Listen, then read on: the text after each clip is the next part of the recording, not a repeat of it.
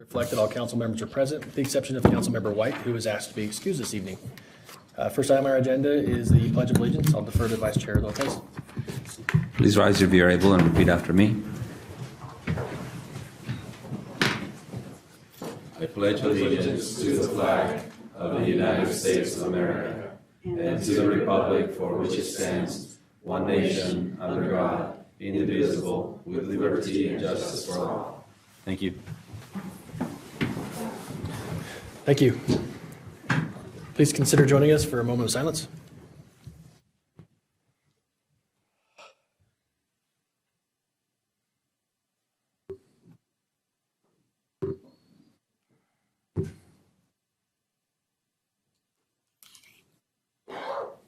Thank you. Okay, next item on our agenda is an opportunity for council members to call out any acknowledgements that we may have.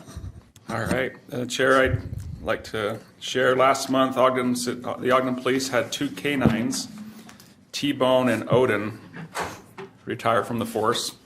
The canines served for 7 years each.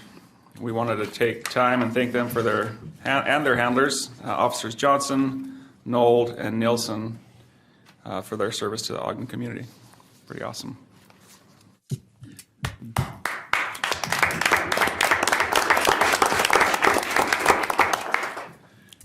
Jerry, I've been on the bite end of a couple of those dogs, so it's they did their job well. But I would also, Chair, Officer Travis Williams recently represented OPD at the USA Special Olympics Games in Florida. Was the only officer from Utah invited to participate. He was invited to the event due to his previous hours of service and commitment to the Special Olympics community, and it was a privilege to have him there. Thank you. So cool.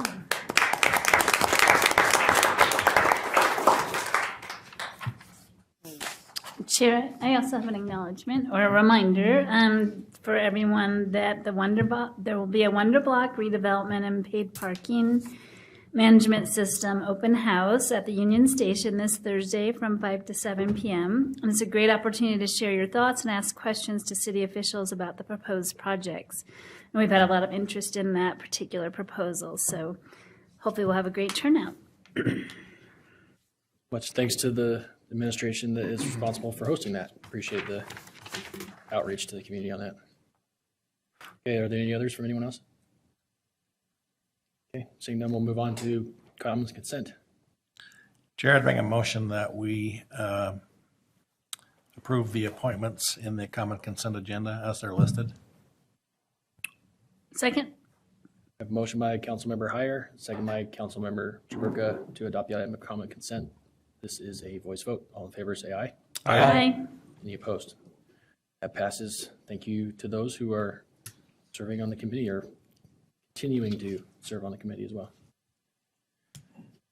Is there a Mary Carroll, Jeremy Smith, or Danny Wright here?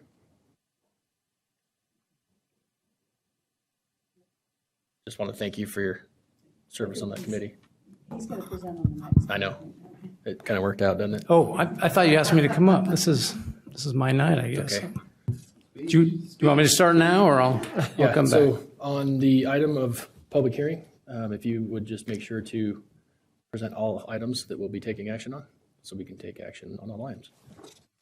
We're going to have a few come up and speak on this. I'll speak to the first section, and then Lisa and Sarah Meese will be addressing as well. I'm Jeremy Smith. I'm the Deputy Division Manager for Community Development, and I'll be talking today about our Annual Action Plan Amendment number 1 for fiscal year 23. As you know, we received a couple federal grants called the Community Development Block Grant and the Home Partnership Agreement Grant. The requirement for these grants is that we do a, there we go, sorry, is that we do a 5-year consolidated plan. Every 5 years, we broadcast what we'll be doing with the money we receive. What goals we have, how it will be invested in the community, and those are specific to housing needs here. So in addition to that, every 5 years, we're also required to do an annual action plan. So we are specifically detailing what we plan on doing for the upcoming year. And that's in the beginning of the fiscal year, and those are based on estimates of what we project will happen as far as properties being sold, bought. And we do that in the beginning, like I said, and then throughout the year, or sometime like now, we do an amendment, and that's why we're here tonight. We adjust from those estimates to actual numbers that we received thus far in the year, and we also adjust goals and our budget to accommodate the moving forward for the remainder of the year. This is what this amendment looks like from the budget standpoint. We are looking to move, increasing the budget by $2,138,427. And that is in the form shown here, increase in program income carryover and program income carryover. This is the breakdown of the programs of where that money goes. OGDEN Ogden, we're proposing a change of an increase of $250,000 to that program. This will accommodate the goal increasing from 25 to 45 loans. We're also proposing to increase the federal funds in the quality neighborhoods to $1 million, or increase by $1,193,832. Our help program would increase by $214,526, and the administrative costs of our federal dollars would increase by $163,383,000 for a total change of $1,821,741. For business development, there's also changes affected to their federal funds. The small business loan program would increase by $400,000. CV Business Recovery Fund, $8,550. CV Business Recovery Fund for micro enterprises, $8,082. And the reallocation of CDBG CV administration funds decreased by $99,946. Decrease, that's what I said. Okay, decrease. As far as our goals, we also are looking to make a change in the OGDEN Ogden program, where in the past fiscal year, we increased that amount from $5,000 to $10,000 for down payment assistance. This was necessary to react to the market increase in home values. Found that the $5,000 wasn't adequate to help people buy homes with the elevated prices that the market had jumped to. So that was raised to $10,000. In order to do that, we're requesting an additional $250 so that we can maintain our goal of 45 down payment loans per year. And then this is the schedule. The public comment period began November 6th. That goes until went until December 5th. We had a city council work session on the 29th, November. The public hearing to adopt is tonight, December 6th, and that will go into effect if adopted tomorrow. And then our fiscal year ends on June 30th. That's all that I had for my presentation. Thanks, Jeremy. Before we move to the next item, is there any questions for Jeremy on amendment number 1? Okay. See, none. I got one for you really quick. Oh, sure. So you're requesting that we add federal funds to the Quality Neighborhoods Initiative? The Quality Neighborhoods Initiative is the overall umbrella and it has several sources in it. Right. So yes, they're already there, but it's not the same. It's not the Quality Neighborhood funds that are through like our other sources, RDA, that type of thing. These are specific, the Quality Neighborhood funds that include just the federal funds of the grants we already have. Perfect. So the BDO lease revenue that we commit about separate $1 million annually is totally separate? Yes. Okay, thank you. Yep. Anything else? Okay. I think that's it.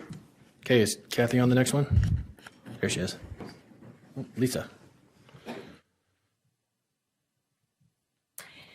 Thank you. Along with the changes to the annual action plan, we're asking you to adopt a budget ordinance. This will align the federal HUD budget with the changes that Jeremy outlined. His bottom number was $2,138,427. We round for budgeting, so the total appropriation would be an increase of $2,138,500. And in connection with community developments, this budget is put together to align with the presentation you just had. Thank you. Thank you, Lisa. Any questions for Lisa? now, I think, is Kathy for the loan program guidelines. Sarah, okay. Sarah. All right, good evening, council members. Along with the annual action plan amendment, we're proposing a change to the program guidelines for the microenterprise loan program and our small business loan program. So just for background, both of our loan programs currently provide loans up to $90,000 with interest rates up to 12% to assist Ogden businesses. Both of those programs are intended to serve businesses that may not yet qualify for bank loans or other traditional financing. And that could be due to factors such as a lack of operating history, negative credit impacts, things along those lines. So historically speaking, the interest rates for our loan programs are generally based on the prime interest rate plus 1.5% to 8%. And that's pretty similar to how other non-traditional financing institutions price their loans as well. Generally, when you're making riskier loans, you price your interest rates a little bit higher than what a bank might do. So our borrowers can also receive interest rates that are on the lower end of that range due to factors such as collateral or credit. So if the loan's really well secured or if the borrower has very strong credit, they're likely to receive an interest rate that's on the lower end of that range. So there are a couple of other reasons why we like to price our interest rates higher than bank loans. One is that we want to make sure that we're not competing with banks or other lenders that are already available here in our area. We really want to encourage our borrowers to refinance with a bank or other lender as soon as they qualify for traditional financing. And then secondly, we want to make sure that our loan programs are really focused on serving those businesses that don't yet qualify for traditional financing. So as of November, the prime rate was at 7%, and we know that there may be more increases in the coming months. So what we're proposing here tonight is to increase the maximum interest rate for the small business loan program and the microenterprise loan program from 12% to 15% to ensure that we can continue pricing our rates above prime. And that's all I have. Happy to take any questions. Thanks, Sarah. Any questions for Sarah? Yeah, just one question, and I apologize because I didn't really think about this in the work session until later, but just curious if we have any figures on what the default rate is for these loans. I don't on hand this evening, but we'd That's be fine. happy to provide that for That'd be you great. as a Thank you. follow-up. Okay. Anyone else? Okay. Chair, it just occurred to me, as you were talking about the rate, how it changes. How do you calculate that, or how do you, is there some kind of a formula you go by? So it's not just subjective or... Not a set formula, but it's part of our underwriting process. So looking at how the loan is secured, the credit worthiness of the borrower, their past financial performance, their cash flow projections. So it's a number of factors that we look at in our underwriting. We do try to be consistent internally, but it's not coming from a set formula. Okay, thank you. Anyone else? Okay. Will you be taking the microenterprise loan program guideline as well? That is the same presentation, actually. So both programs, same change. Gotcha. My bad. All right. Thank you. Thanks. I was just hoping I'd finally get Kathy to present one of these. Okay. This is a public hearing, so if anybody cares to address the council on either the microenterprise loan program guidelines, the small business loan program guidelines, or the annual action plan amendment number 1 and related budget amendment, this is your opportunity. Please state your name for the record and limit your comments to 3 minutes.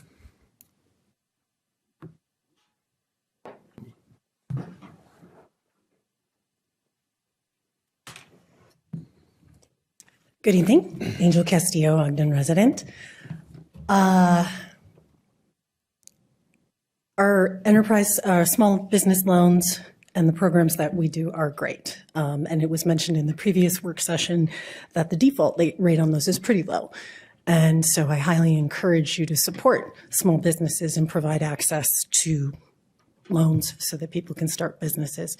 What I want to talk about is to encourage you to, in the future, think differently about how we are building homes for people and creating those spaces. We need them. And we have a challenge doing the exact same thing that we've been doing for the beginning of the program, which is a brilliant program. It's wonderful. I mean, all of the things that the city does for providing down payment and attempting to build housing that is affordable for people is great. But since I first came before you and attended my very first city council meeting in 2018, I have not shut up about housing nor public safety because it's a problem. And I've been studying with and working with Kristen Cox, who is a big theory of constraints person. You might remember her working for Governor Herbert and reducing the Utah budget by 25% without firing anybody, without laying anybody off, and without reducing services. And that has to do with capacity, and it also has to do with something called breakthrough results. And to get breakthrough results, you cannot continue to do the same thing. You have to do something different. You have to identify the primary customer, what is their need, and why aren't they able to provide it themselves. And that has everything to do with the fact that we're doing single-family homes. And I encourage you to embrace what we just did with zoning, with ADUs and cottage homes, and to think differently and not just continue to rubber stamp exactly what's been going through. Chris likes to say that if you want to put out a waste paper basket fire in your office, you don't do it with a tablespoon of water. You do it with a significant enough amount of water to put that fire out, and that is called dosage. And that is, what does the primary customer need? When do they need it? How much of it do they need? Because if you just sit in your office and throw tablespoons on that waste paper basket fire, it is not going out. We are not going to move the needle on housing until we do something differently. So please, as we move forward, obviously I want you to approve this because we need it, but I am encouraging you to stretch and to think bigger. Thank you. Thank you. Anyone else? Go ahead. I might have misunderstood. I thought it was all topics. That's coming up. That's all up. coming up. Yep. Okay. Yeah. Any topic besides those listed under item number 4 on the agenda, we will take public comment at the end. That'll be item number 5 the next time. Okay. Anyone else care to address the council on these items? Okay. Not seeing anybody online either, Brandon. Chair, I'm not seeing any movement or hands online. I would make a motion that we close the public hearing on these items. Second. We have a motion by Councilmember Heyer, second by Councilmember Blair to close the public hearing. This is a voice vote. All in favor, say aye. Aye. Any opposed? Okay, public hearing is closed. Any questions or discussion from council? No, Chair, did somebody have a question? Yeah, I'm just having a hard time understanding the argument about not competing with traditional banking institutions as the reason for increasing these interest rates. I mean, it makes sense to me, but to an extent, I'm not sure. Also, it makes sense to me to an extent, and so I'm just curious. Like if we're just raising interest, I mean, I may need a little follow-up explanation on that, please, because I'm trying to make sense of these, and I'm just wondering, these loans are, for traditionally community members who are probably at a little bit more disadvantage. And I think the help of getting a lower interest rate could be good for them. And so help me just reiterate that a little bit, Sarah, again, please. Let me see if Yeah, so basically we want to make sure our loan programs are filling a niche in the market that's not being met elsewhere. But these community members, if they're they may still not qualify for traditional banking. Yep. Right. And so how would their needs be met if they're still not going to be qualified because of credit worthiness or history, financial history, etc. It's like, it's the same group of people we've been loaning money to. It's just that the one criteria here that it seems to be making this is the bump in rates from the feds and wanting to keep up with them. I mean, that's what I'm seeing here. Let me see. I'm trying to think. So, as the Fed increases their rate, the bank rates go up as well. And so we just want to make sure that we have that headroom to be able to price our loans some percentage higher than what a bank would do. And generally what we try to do, so if we make a loan to a microenterprise, for example, at say prime plus 3% right now, that would be a 10% interest rate. Our hope is that within 2 to 3 years, that borrower is going and getting refinanced with a bank or credit union and at a much better interest rate. So we're just kind of the bridge to try to help get them bankable. And then once they're bankable, we try to encourage our borrowers to go and refinance. We're just kind of filling that gap during the period where the business is not yet bankable. And pricing the interest rate higher than what you would get for a bank is part of how we make sure that the borrower goes and refinances and builds that relationship with the lender that can help them more down the road. And then it also revolves the funds back in. If they go and get refinanced, then we get funds back in as program income that we can use to continue making loans with. Okay, so it was going from what, from 15 to 18 or? From 12 to 15%. 12 to 15. And that's the maximum. That doesn't mean that all of a sudden we're going to be making all of our loans at 15%. We have made considerations in the past.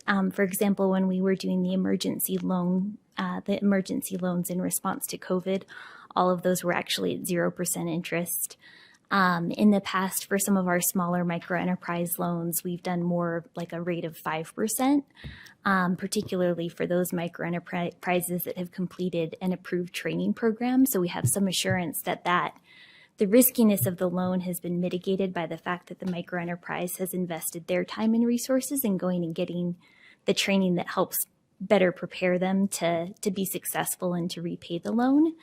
So we'll continue to look at those factors when we take our loan recommendations to loan committee in terms of how we price the interest rate.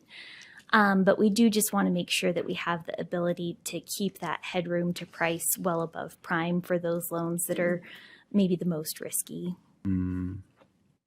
Okay, thank you. Thank you so much. Thank you. Ready for motion? Thanks, Sarah. If there's no other discussion, yeah. Chair, I'd make a motion then that we adopt resolutions 2022-23, 2022-59, 2022-24, and 2022-25. Second. We have a motion by Councilmember Heyer, second by Councilmember Ritchie to adopt the 4 proposed resolutions and ordinances listed under agenda item number 4. Chair, can I just clarify that 1 and 3 and 4 are resolutions, number 2 is an ordinance, just Right. for the record. Thank you. Appreciate that. Okay, this is a roll call vote.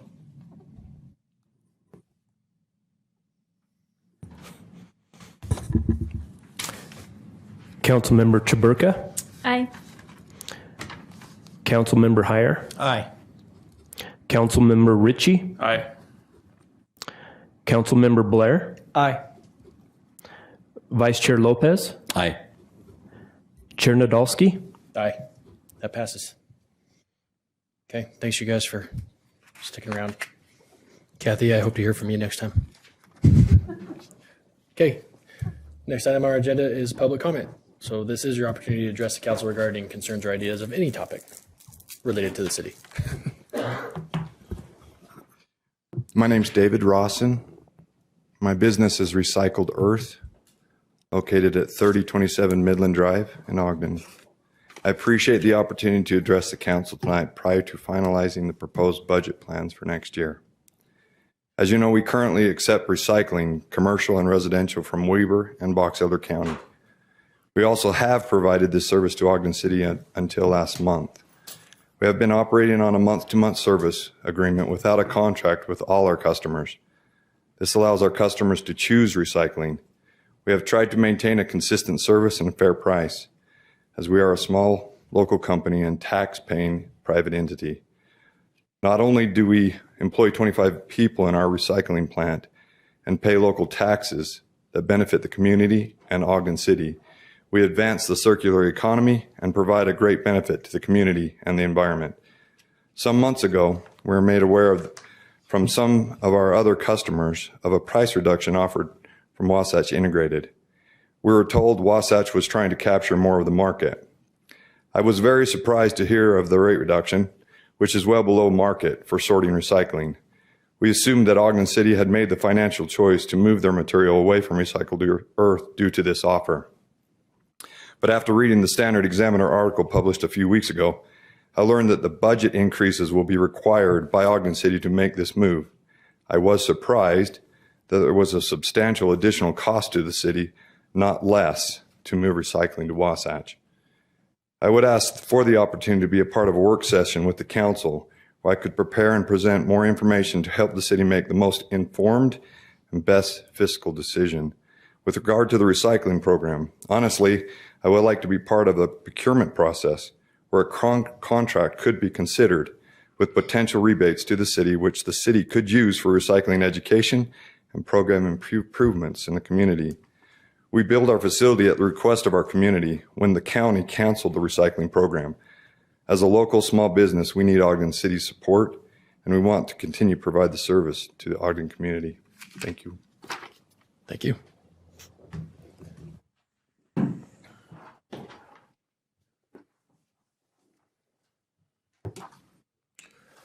City Council and the administration, thank you for letting us speak directly to you.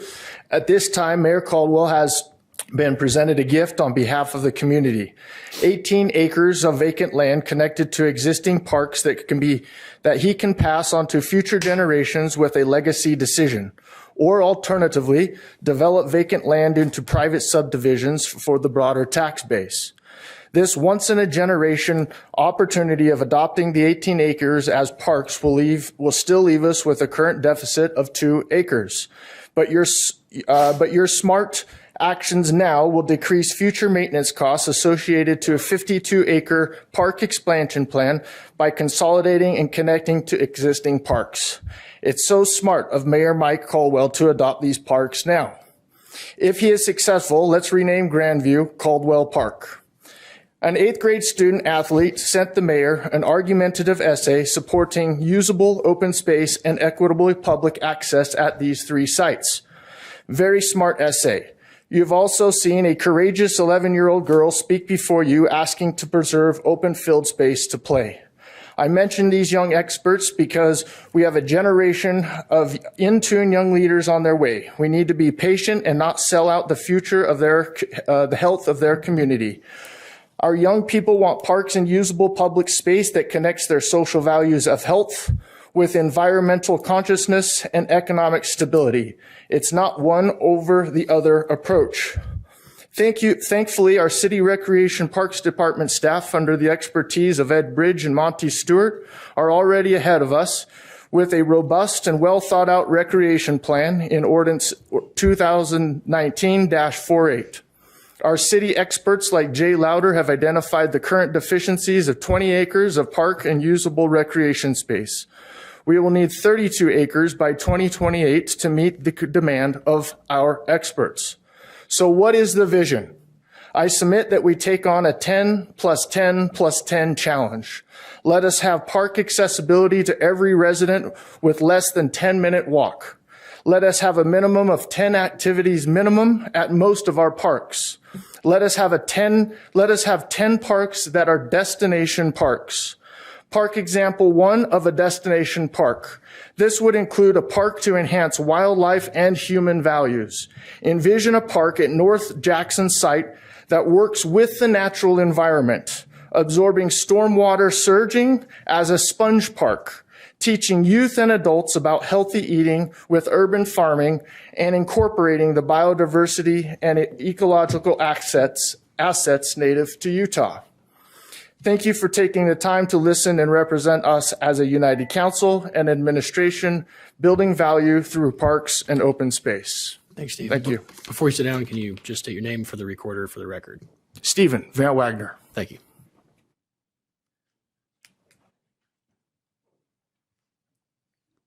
Hello.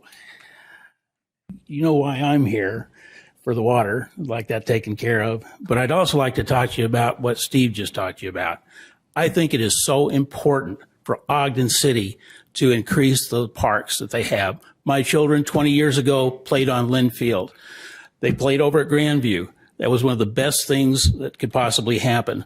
Ogden School District thought that was important. They didn't charge us to use their fields. They thought that was a portion of growth.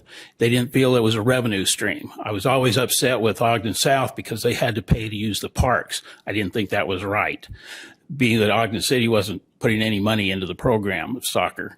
So again, I think that what you need to do is, again, I see so many of these apartments coming up, no green space, no parking. We need to do something to make sure that somebody who's growing up in a 600 square foot apartment has a place that they can take their children, that they can enjoy the outdoors, that they're not locked up. Again, Marriott Slaterville, we're growing our parks.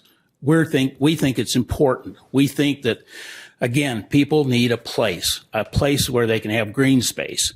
And again, I hope that you will pay attention and that you'll make this happen, because again, those are wonderful areas. Again, we used to go over, we'd play at Lynn School, and then we'd go over and we'd practice at 4th Street Park. I had my team clean up 4th Street Park Pavilion because it was so nasty for leftover from other people using the area.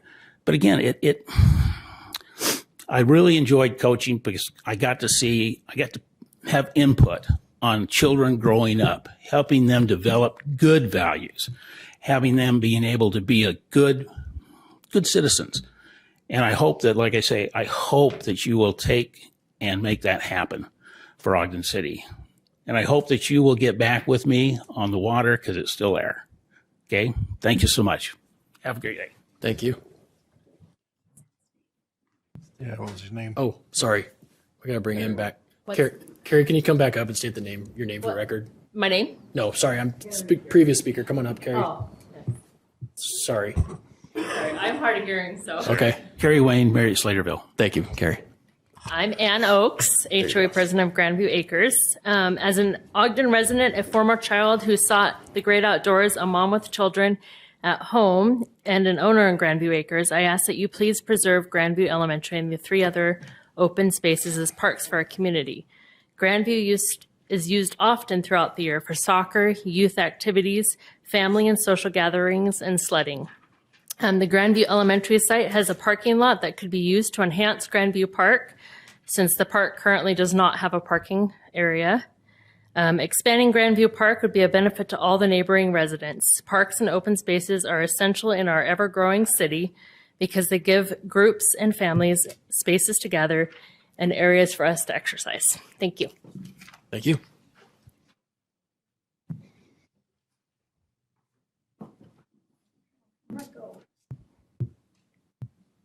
Hi, I'm Teresa Holmes, an Ogden resident, and I was a docent at Union Station. And I think the last thing we should be getting rid of is our museums. We only have 4 really decent museums. We have the Utah State Railroad, Browning Firearms, classic cars, and the outside trains, Eccles Rail Center, and people come from everywhere to see our trains, guns, and cars. And so what do you guys want to do? You want to get the station and get rid of our museums. Well, anyway, I've got 700 people in my group. We know that you guys don't have enough money to build any more museums. And the outside Eccles Rail Center, that's really important to our station.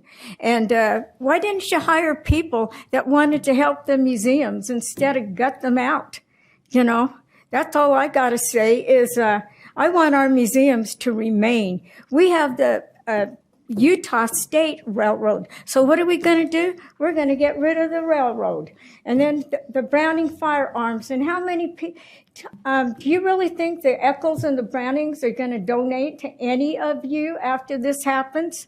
Are we going to get donations? I doubt it. And I wouldn't think any of you guys should run on gutting the museums and taking them out. Most people in Ogden, we love our museums. And people from Salt Lake, they ride the front runner down to see the museums. They're not coming down here to see some high-end dumbass, excuse my French, retail stores. That slipped, sorry.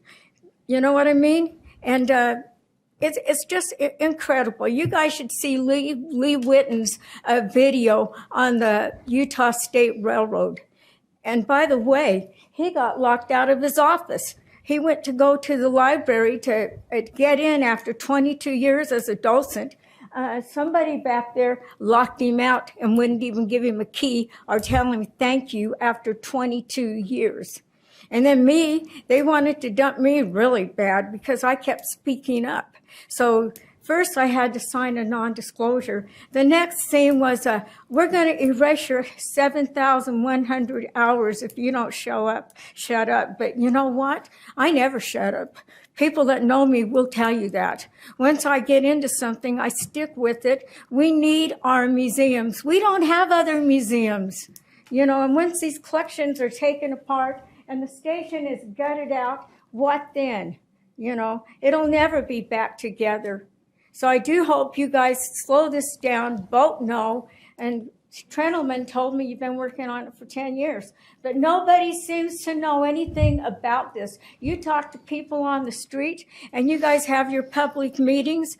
Nobody takes the paper anymore. Half the people have split-top phones, so it's time to cool it. Thank you. Next speaker.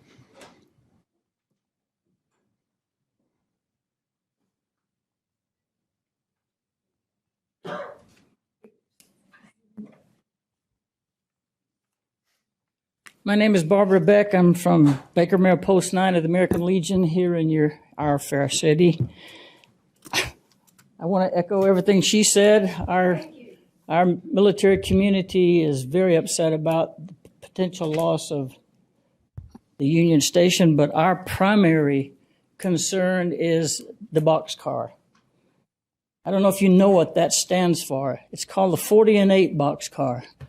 In World War I and in World War II, you could get 40 people, 40 military people, or you could get 8 horses. And they were taken all over the area during the war, during World War I and World War II. At the end of World War II, France, because they were so thankful for the services of our military men and women and the sacrifices made by our country, that they donated to almost every state in the United States a boxcar. They paid to have the boxcar shipped. When this one got here, it came first to Salt Lake, the capital. And it didn't take long for it to start rotting down because nobody there seemed to care about it. Nobody there seemed to understand what it was for and what it meant, what it stood for. Our post, out of our pocket, paid to get it transferred here. And for 30, 40 years, we've taken care of it. We've painted it. We've replaced the plaques on it. We've done everything that it needed to have done to it to keep it looking nice. About 2 or 3 years ago, somebody from the city decided we couldn't do that anymore. They cut our locks off. They put their locks on. We could no longer have access to it. We kept our paint, our tools in it where we used to keep it repaired. We couldn't touch it anymore. And you see what it looks like now? It's an embarrassment. And if that's what this city thinks of its military, if that's what this city thinks of the sacrifices made that warranted us getting that boxcar here, then shame on you. We want to know what your plans are for the boxcar. And if you don't care about it, give it back to us. Thank you. Next.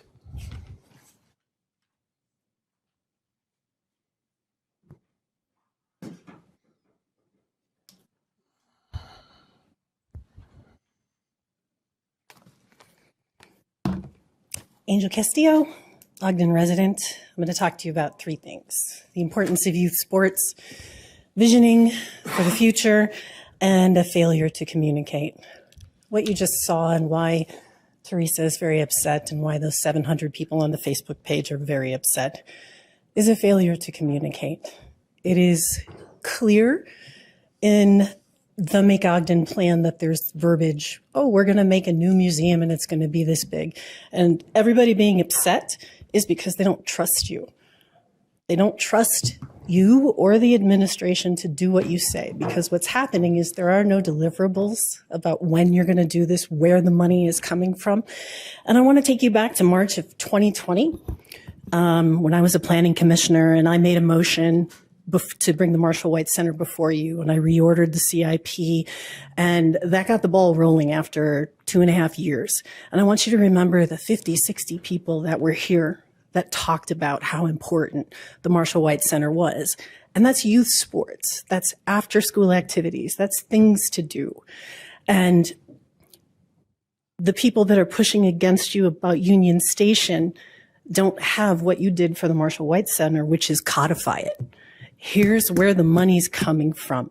We are going to build this thing for you. We promise. And it doesn't matter who's in administration. We've codified $1 million every year for 5 years. That's trust. That's why the community believes you're going to do the Marshall White Center, because you codified it and you made it law, no matter what happens in the administration. That's what the Union Station people are looking for, the people that are pushing back. And the youth sports thing, we have an opportunity to provide kids a place to go, leadership skills, there's tons of white papers. I know you're aware of them on what youth sports does. And we have an opportunity to make sure we're doing that. And if you're going, and you don't have to do just one, I know that we have to define where the money's going to come from and decide what type of project is going to be there. But if you buy that there's not enough time to do that, then I highly encourage you to make sure that those spaces are designated for after-school activities. And there is a revenue stream there.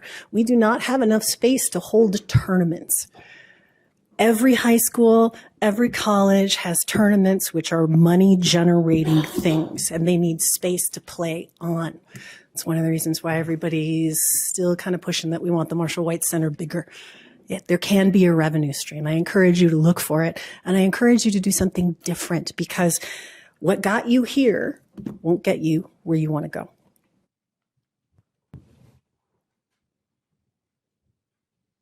Next.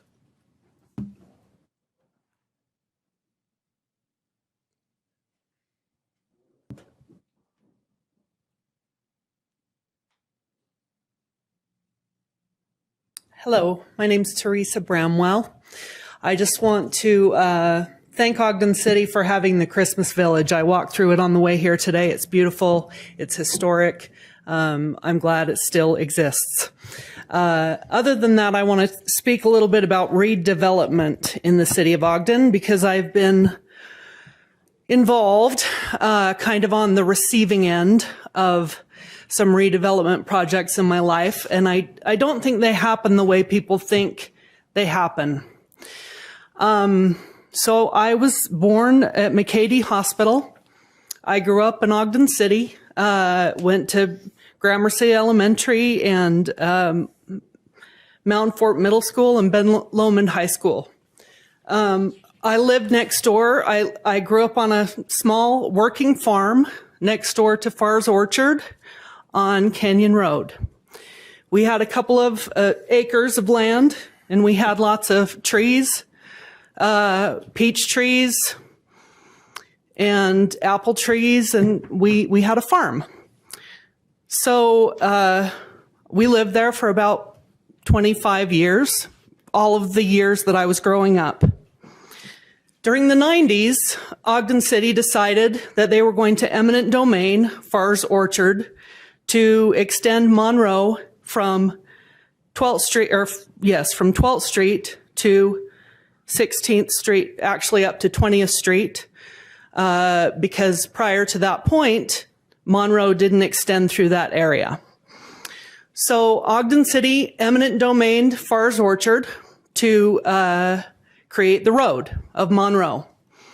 So next door to our property, which was about 250 feet deep, between Canyon Road and 16th Street, there was about an 11-foot strip of land that was left over that wasn't used for the road. So we, over time, made that part of our property. My dad took care of it. He watered it. He mowed the grass. And eventually, I think it was over the course of a couple of years, the city offered the land for sale. They didn't offer it to us, being the adjacent landowner.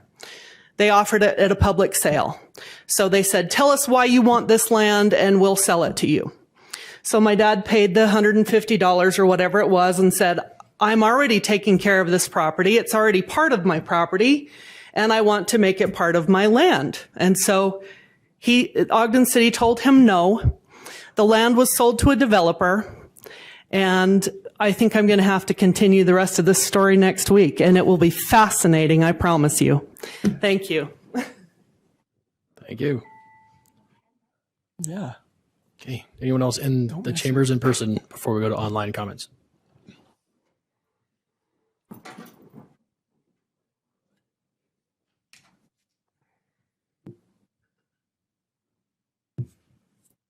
Shelby Pope, Grandview Acres.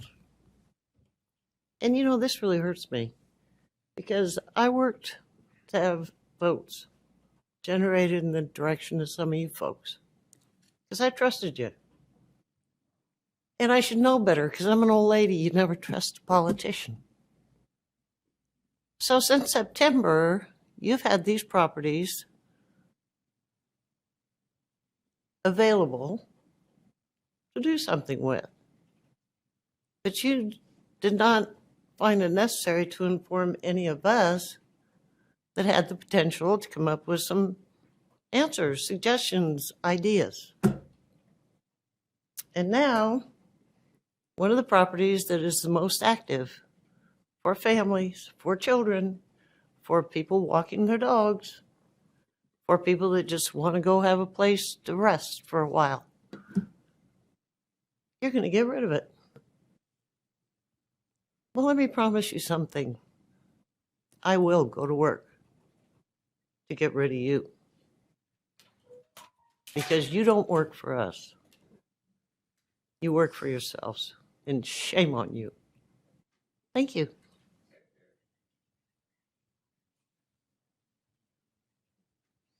Next.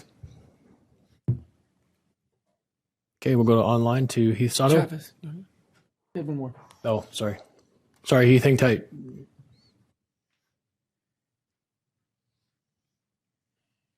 I got here late, so I didn't we're want at to see you public get up comment, and sit correct? down again, Travis. What's that? We're at public comment, not Yeah. the RDA. Yeah. Okay, RDA hasn't said. Okay, so with regards to public comment, I'd just like to thank the individuals that put the full list of Christmas Village together. I think that came in through last week.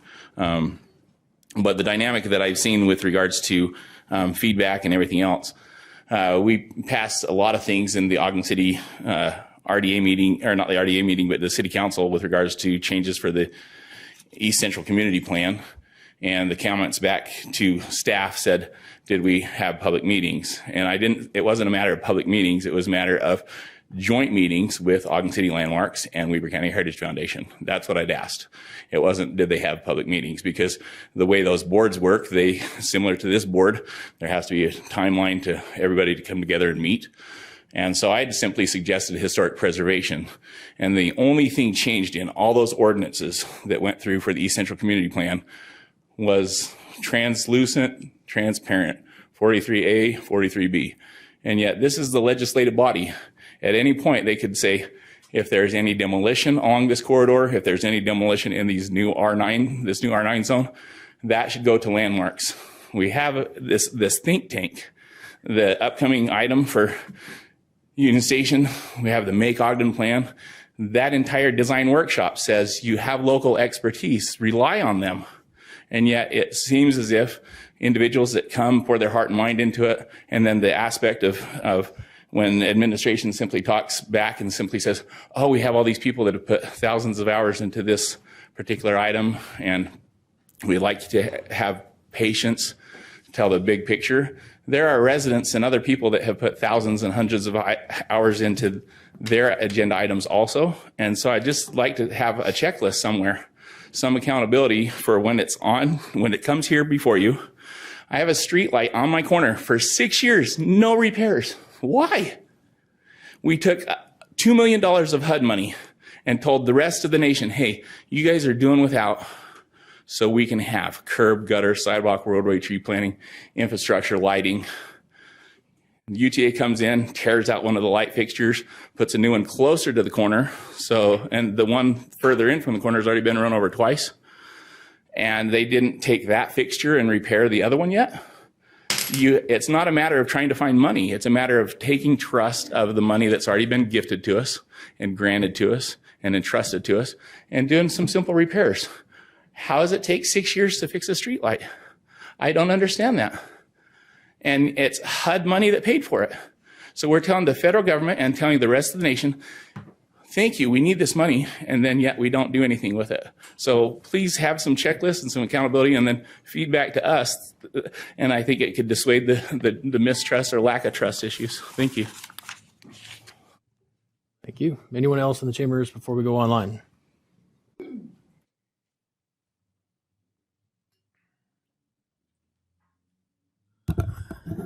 Evening, Council. My name is Jaden Rohde. I'd also like to speak about, about the Union Station Initiative.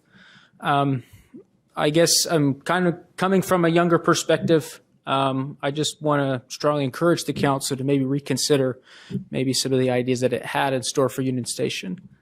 I remember growing up, I've always loved trains, I've always loved history, and I've always looked forward to visiting Ogden's on the weekends with my dad and visiting the museum and just soaking in all the history, not just the station itself, but also 25th Street and just how much of a integral part of the community it was. And Ogden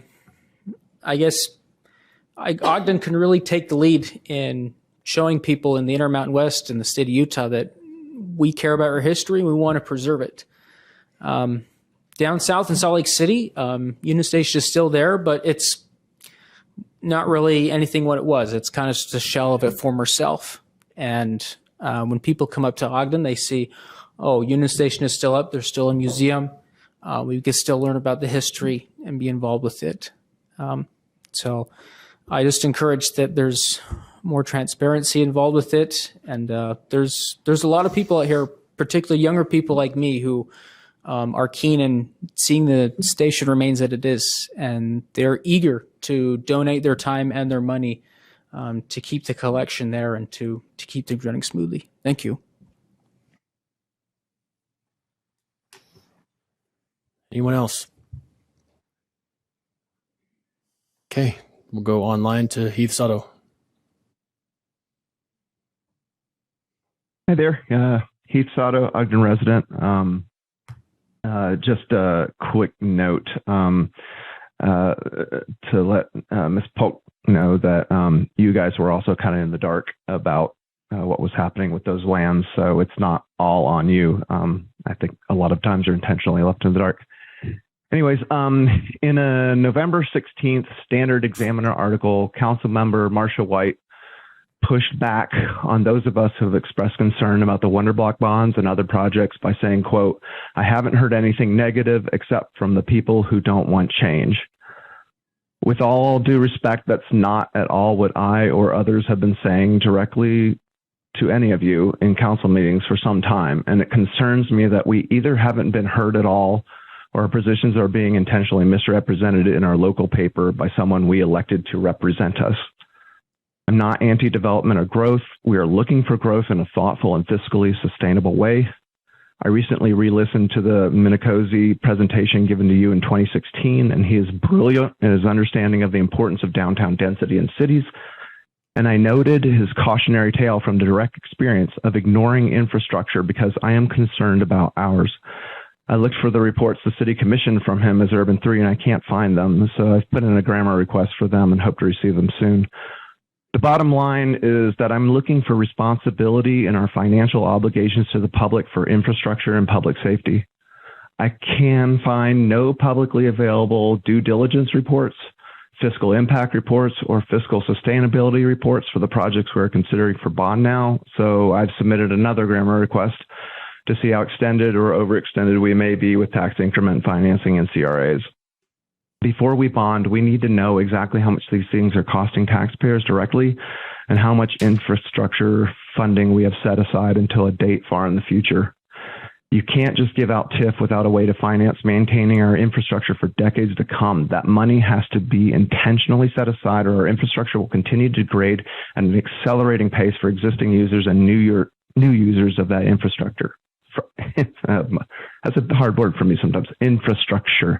For us to build up a solid city, we need to make sure we're fortifying our foundation.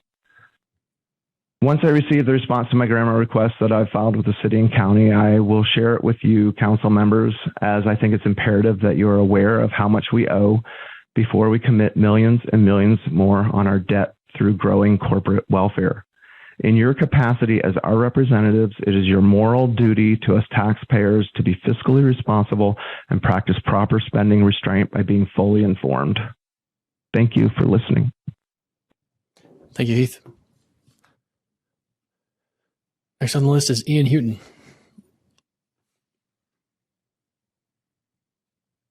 Hi, can you hear me? Sure can.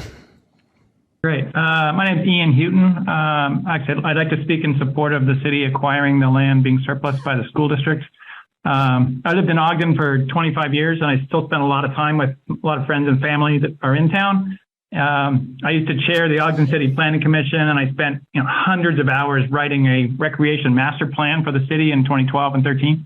And in that report, and the most recent one that was completed in 2019, the need for additional sports fields was one of the highest priorities. I'm sure most of you benefited from the vision and planning of your community leaders when you were kids that allowed you to participate in team sports. And you're sitting in that position today to make the right decision for future generations. There's a number of reasons you can use to justify your support. One of them is, these land prices are actually pretty low right now due to interest rates. Ogden is going to continue to add denser and denser housing due to Weber County population increases, appropriate Ogden zoning, and the presence of the new BRT. And yet those families are going to need access to outdoor programs since they won't have large backyards.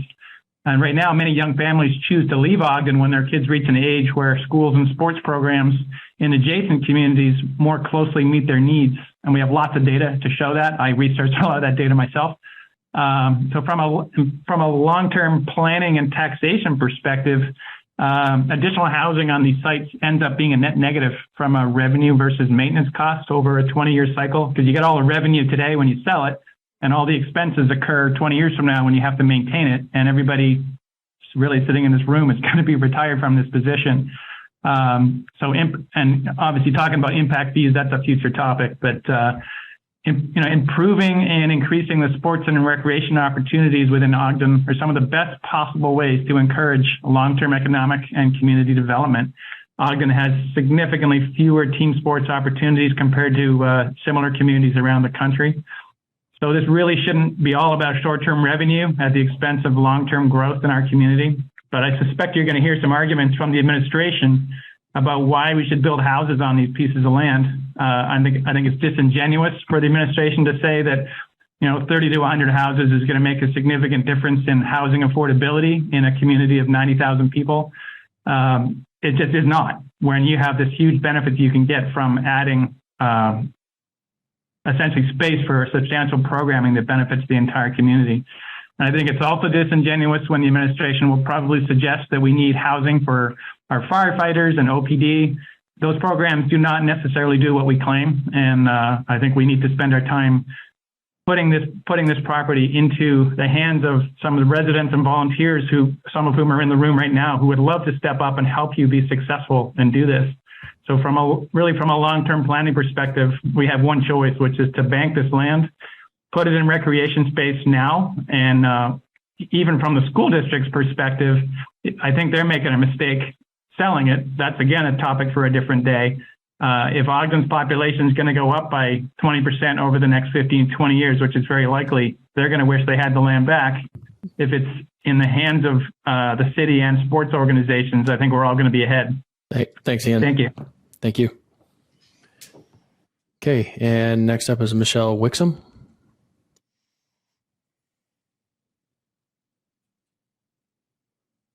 Hello. Hello, can you hear us? Perfect. There we go. Hi. Yes, my name is Michelle Wixom, and I've worked with the Ogden sports community for a long time, and I help run programs with Utah Youth Soccer. And I'm here to speak on the parcels that are available for purchase from the school district. We would really hope that you guys would take some time to consider turning those into park space for our members in the area. Currently, Ogden itself has just over 3,000 registered members that play soccer alone in the city. It's a huge number, and on average, almost half of those players have to leave the city to play their home games.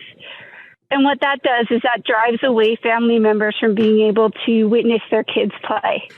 And it's great that they can carpool and go out, but what happens is when you have working families, they then miss out on those family opportunities.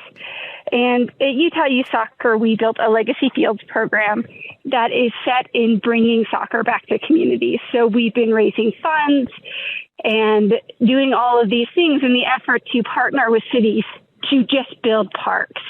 And so we would love to have the opportunity to sit down with you guys and discuss those possibilities, because we do understand developing parks takes money and takes time and takes community effort. And we would love to be at that table with you guys to help support you in providing that open space to your city members. Thank you, Michelle. Okay, anyone else online? Okay, seeing no other people wishing to comment, comments from the mayor. Sure, a couple quick things. Appreciate everybody being here and your comments. To put one thing out there beforehand, that's why we have these conversations about what is the potential for some of these properties.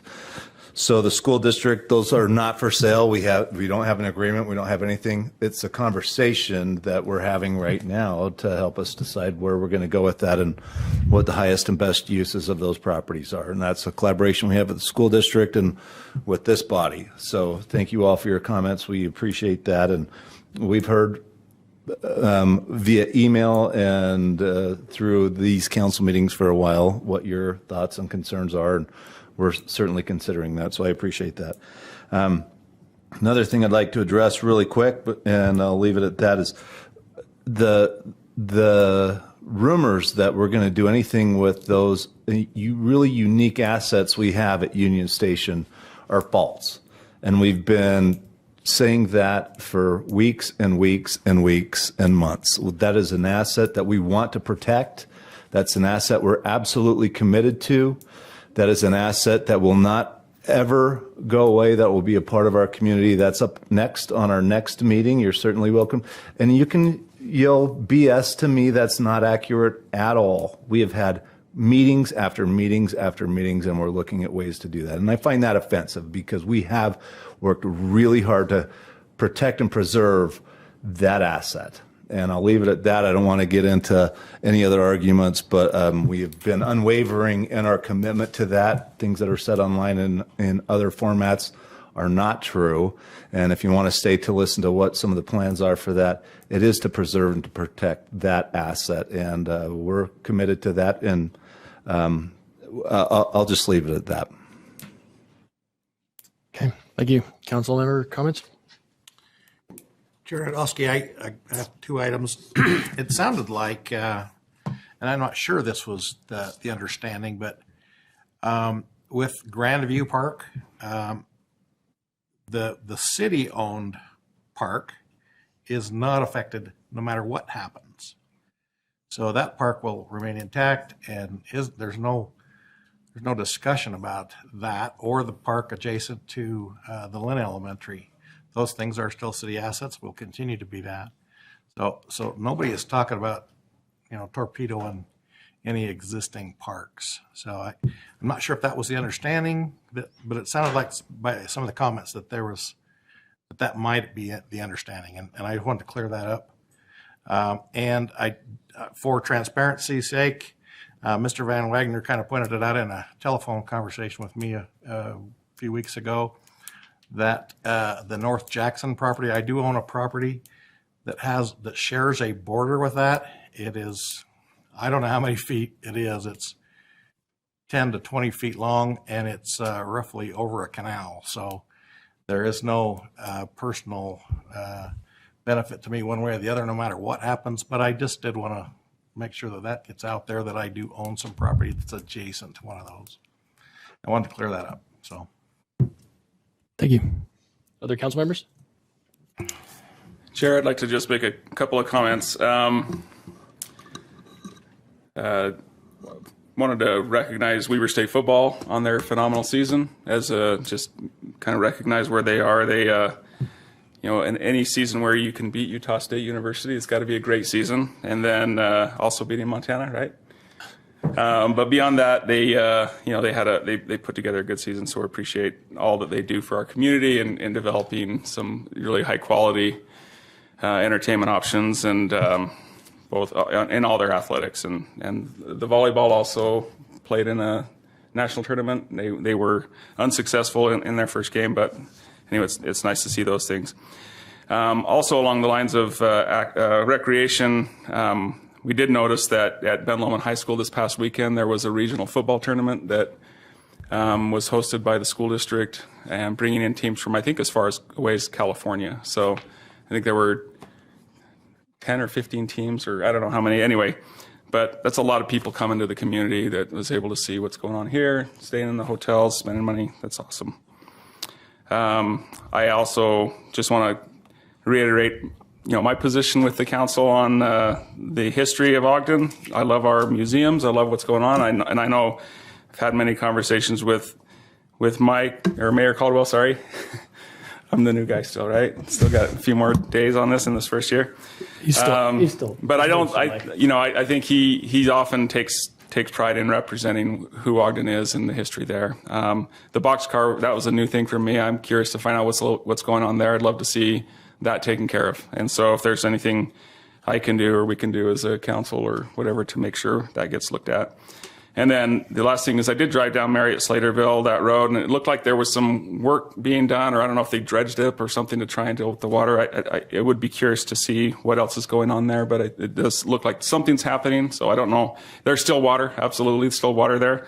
But it does look like some things, I don't know what's happening, but it does look like something's being done. So anyway, those are just my comments. Thank you, Ken. Any others?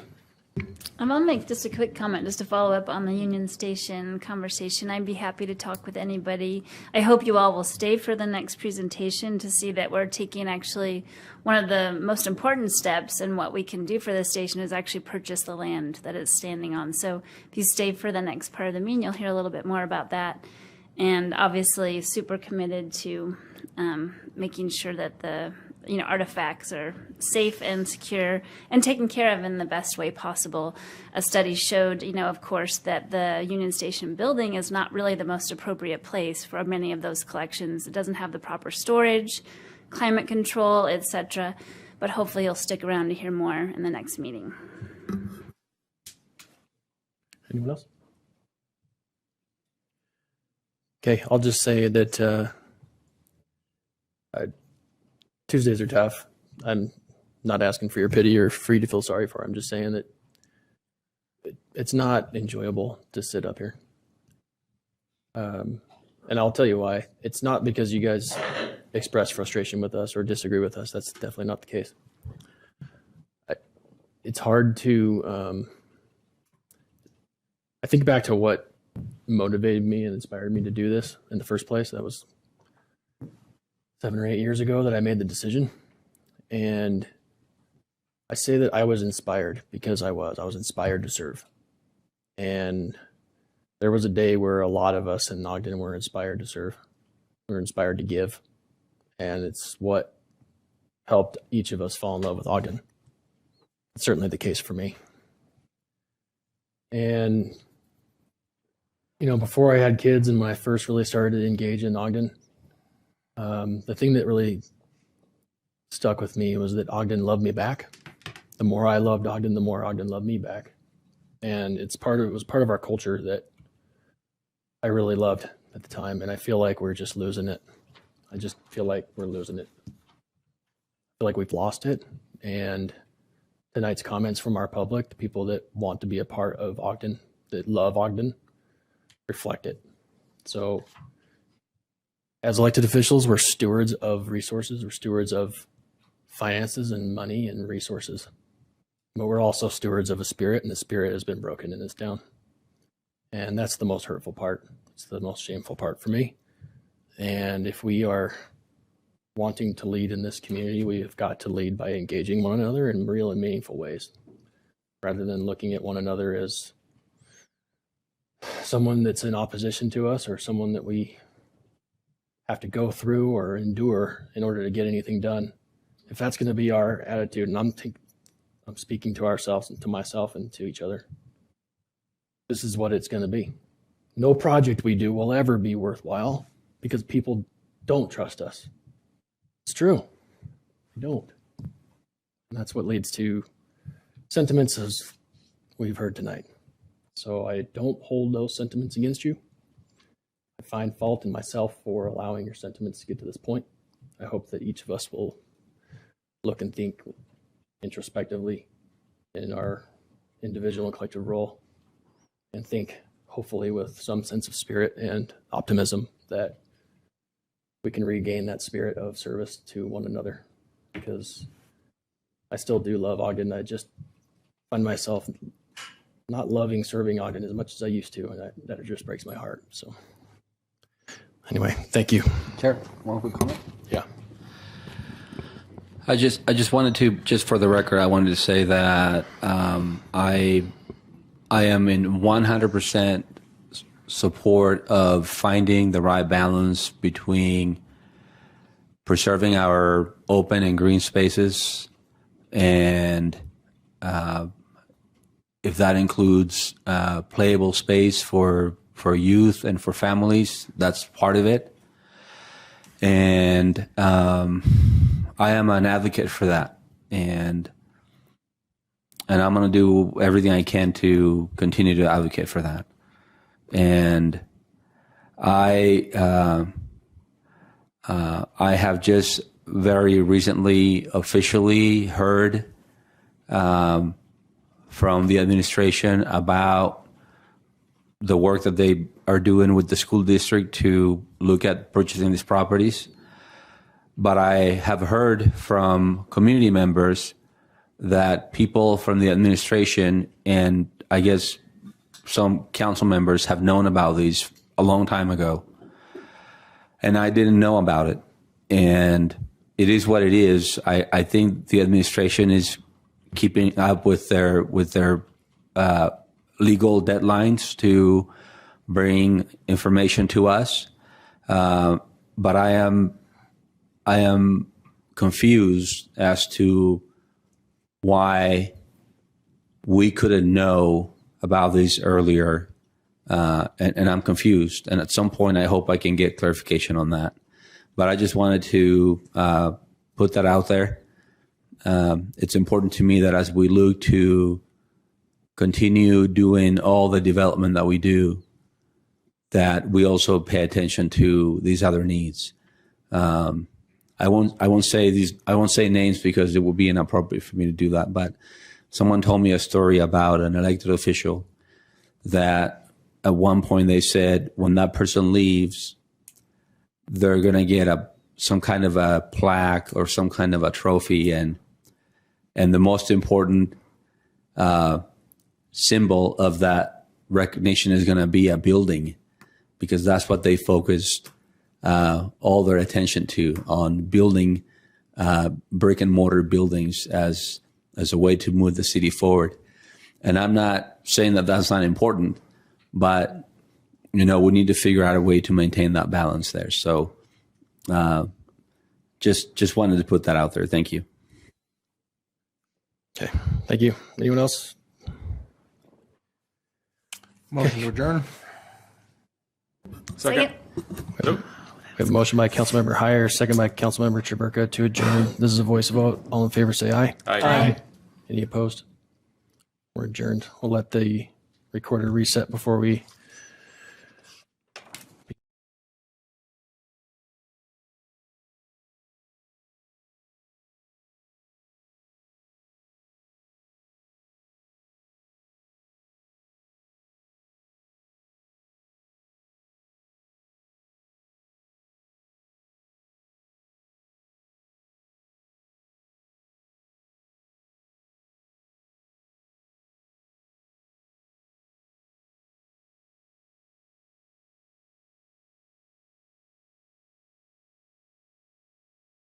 Special Redevelopment Agency meeting of December 6, 2022. Let the roll call reflect that all board members are present with the exception of Board Member White, who has asked to be excused tonight.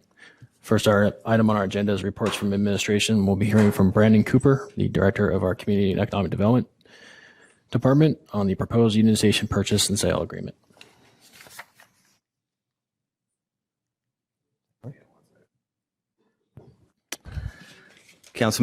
Board members, good evening. Thank you for your time. I appreciate this opportunity to present to you Resolution 22-13, which is a resolution authorizing the executive director to enter into a contract, a real estate purchase contract with Union Pacific for the purchase of approximately 8 acres of land underneath what is formerly known as the Union Station. Given some of the comments and thoughts in our previous meeting, I'm inclined to take a bit more time in this presentation.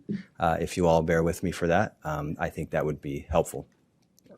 The reason why this is so important was alluded to in previous meetings, just as recent as the last one, and that is that we have a situation with our existing lease with Union Pacific that expires in 2027 and forces us to give up our leasehold position, which is the buildings, and therefore those buildings would revert back to Union Pacific. And so the number one reason why we're here before you tonight making this presentation is to preserve ownership and the future control of the Union Station. Subsequent to that, obviously, is to make additional enhancement, as has been spoken about so eloquently by so many people and by us over the last number of months and years. That includes the facilitation and the creation of jobs, and also the creation of a unique and vibrant downtown experience. Again, this is about 8 acres. The red hash mark is the actual land. The orange hash mark is the UTA tracks, and the blue are the tracks that will actually be part of the sale. Those tracks would be deeded over to the city along with the land under the building in the red, and that track would have an easement placed over it for the use of UP in terms of some of the events that they do. You see how the payment has been structured. The purchase price is $5,562,044. There is an earnest money payment at the time of execution of the contract, if that is decided. And then once we close, there's an initial $90,000 payment. The payments are structured over a period of 7 years to coincide with our annual budget year. And so that's triggered in July. Due to the timing of the contract, if this is decided on this evening and we execute the contract fairly immediately, then we would be looking at our first payment in July of 2023, which is our next fiscal year. And so we've allocated some funds for that in our preliminary budget discussions, and so that first payment and the subsequent payment would be covered. There are a number of considerations that are important to look at as a board and as an administration regarding this purchase. The nature of the environmental indemnity that is current language in the contract. We've tried unsuccessfully to negotiate better terms with Union Pacific, and so we've hired some legal counsel to walk us through some of the impacts of that indemnity and what it means to us. It's somewhat perfunctory as we've talked to legal counsel, given the role that we have played as a quasi-owner of the property over the last 50 years. So we have owned the buildings. We've held leasehold improvements as a result of that on the land, and therefore there is this notion that we would be perceived as a responsible party just given that fact, regardless of the indemnity. So we're working through some of that.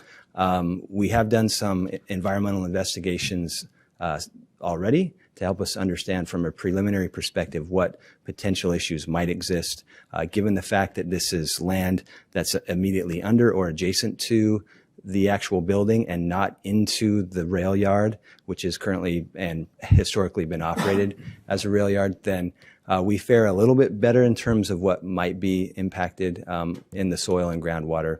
And the worst thing that we've come across thus far is an underground storage tank that would need to be removed based on our initial investigation. So we would do additional investigation that would include looking at potential borings under the building if that's an option for us. And so those are all considerations, and we would have some results to you before the end of our due diligence period, and I'll explain that when we get to the end. Some of the other considerations that are important are what has been spoken of so passionately tonight, which is the potential loss of the collections and the physical possession and access to the Union Station building itself. And so that would be a tragic ordeal indeed. And so the purchase of this building would obviously prevent that, and Ogden City, or the redevelopment agency in this case, would retain ownership of the building and allow us to move forward with what really is on everybody's mind. What is the future of the station and the surrounding land once the purchase is finalized and executed, if that's what is the intent tonight. In our work session last week, we talked about some context, and so I wanted to cover that a little bit more tonight with a twist, and that twist is to incorporate some of the comments or questions that have been on your minds as well as on the minds of others, and I think that will be helpful to hopefully dissipate some of the rumors and indictments and set the record straight in terms of what we've done thus far and what our intentions are going forward if we are successful in purchasing the land. So back in 1997, and probably prior to that, but I only had the energy to research to 97. We have been looking at the usefulness and the future of the Union Station. And so in 97 and then again in 2004, this was before my time with the city, 2 studies were commissioned. At that time, it would have been by the city, and then I think in the 2004 study, the foundation was forming and there was some input there, but certainly the 97 was done by the city. And that was more of a study to look at just the building and the land. Most of these studies actually were focused mainly on the building and the land surrounding it. They studied the future potential of the station, and you can see some of the bullet points there that were a result of that study. And these will be a familiar thread across all the things that we'll be describing, that I'll be describing tonight. I won't go through all of those, but it should include a museum. It should be a self-sustaining solution, which I think is an important one. It should improve and increase public awareness of the downtown, foster local and other funding sources. So the list is pretty exhaustive with those 2 studies. Then in 2015 and 16, additional studies were commissioned. At this time, it was a joint effort by the Union Station Foundation, who had taken over ownership via agreement by that time, and Ogden City. And so the 2015 study was a programming and master plan study, and then the 2016 study was more of an implementation plan that looked at how to take the recommendations from the 15 study and implement them over a period of 5 years. You can see it's 2016 to 2021. I've listed some of the board of directors there. You'll notice that we had our very own Greg Buxton on that committee. Steve Jones, and others. I think Amelia Jones is here with us tonight. Yeah, I was gonna there say, she she's is. right over there. And so a great cast of folks there that helped us understand what we had in terms of the condition of the building, and then what we wanted to do with it for future plans, and then how to do that.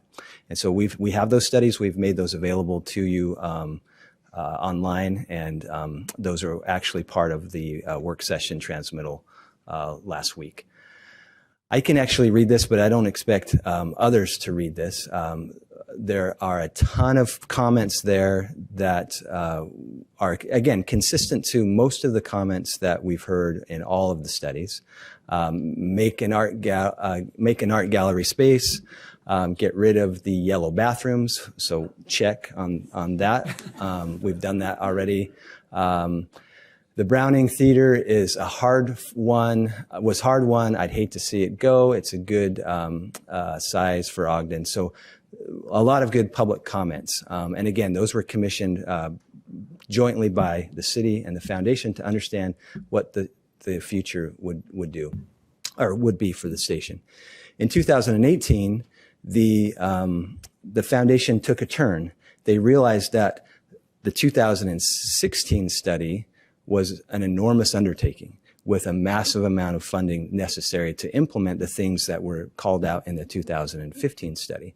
And so what they decided as a foundation was to wind the foundation down in all of its operations. And that first started with the management of the actual station. So in 2018, we negotiated an agreement that was signed by the board and the mayor. And that kind of dictated and outlined some of the steps that needed to take place to wind down that operation from the foundation's perspective and wind up the operation under the new control of the city. And I highlighted three things here that were really important parts of that agreement, both to the foundation and to the city. The first thing is the Union Station museums. And I won't read all of this. Again, all of these documents are available publicly. But number three there is the Union Station museums, and that talks significantly about maintaining a reasonable amount of space as determined in conjunction with another study that I'll get to in a minute, conducted by AGC. And that was actually referencing this study here in 2015 as well, but there's another one that we did also. And that lists the museums and their importance and those kind of things, and making sure that any future developer of the Union Station and surrounding grounds permanently maintain the same or similar space for the express purpose of housing the museums. And so this is a document that was signed by the mayor, as he just spoke in the last meeting, in terms of the city's commitment to the museums. Additionally, and an important component of actually being the owner of the museums, which Ogden City is that there's a certain museum standard and accreditation that we agreed to obtain and maintain as our stewards over the museums. And I'll get to why that's important a little bit later. But that's also a commitment that was made by the city to make sure that we raise the level of professionalism that was currently being held on behalf of the exhibits and the artifacts to a level of accreditation. You remember potentially Holly. She was our museum manager just until recently, and now we have Hope. And both of them are tried and true museum professionals with education and experience, and we're very grateful to have them. The third item there that we committed to, amongst other things, is the actual historic value of both the building and the land. And there's some language there that protects that in addition to the National Register of Historic Places. And so we recognize that and committed to that. Out of that agreement and all of that language that we contractually have in place with the foundation, we also did a visioning document. And again, we have foundation members here that were actually part of writing this. And that visioning document is called the Project Charter. And that charter was meant to really be kind of the summary of all the studies that had previously taken place. And so if you bear with me, I'd like to read some of the smaller print there.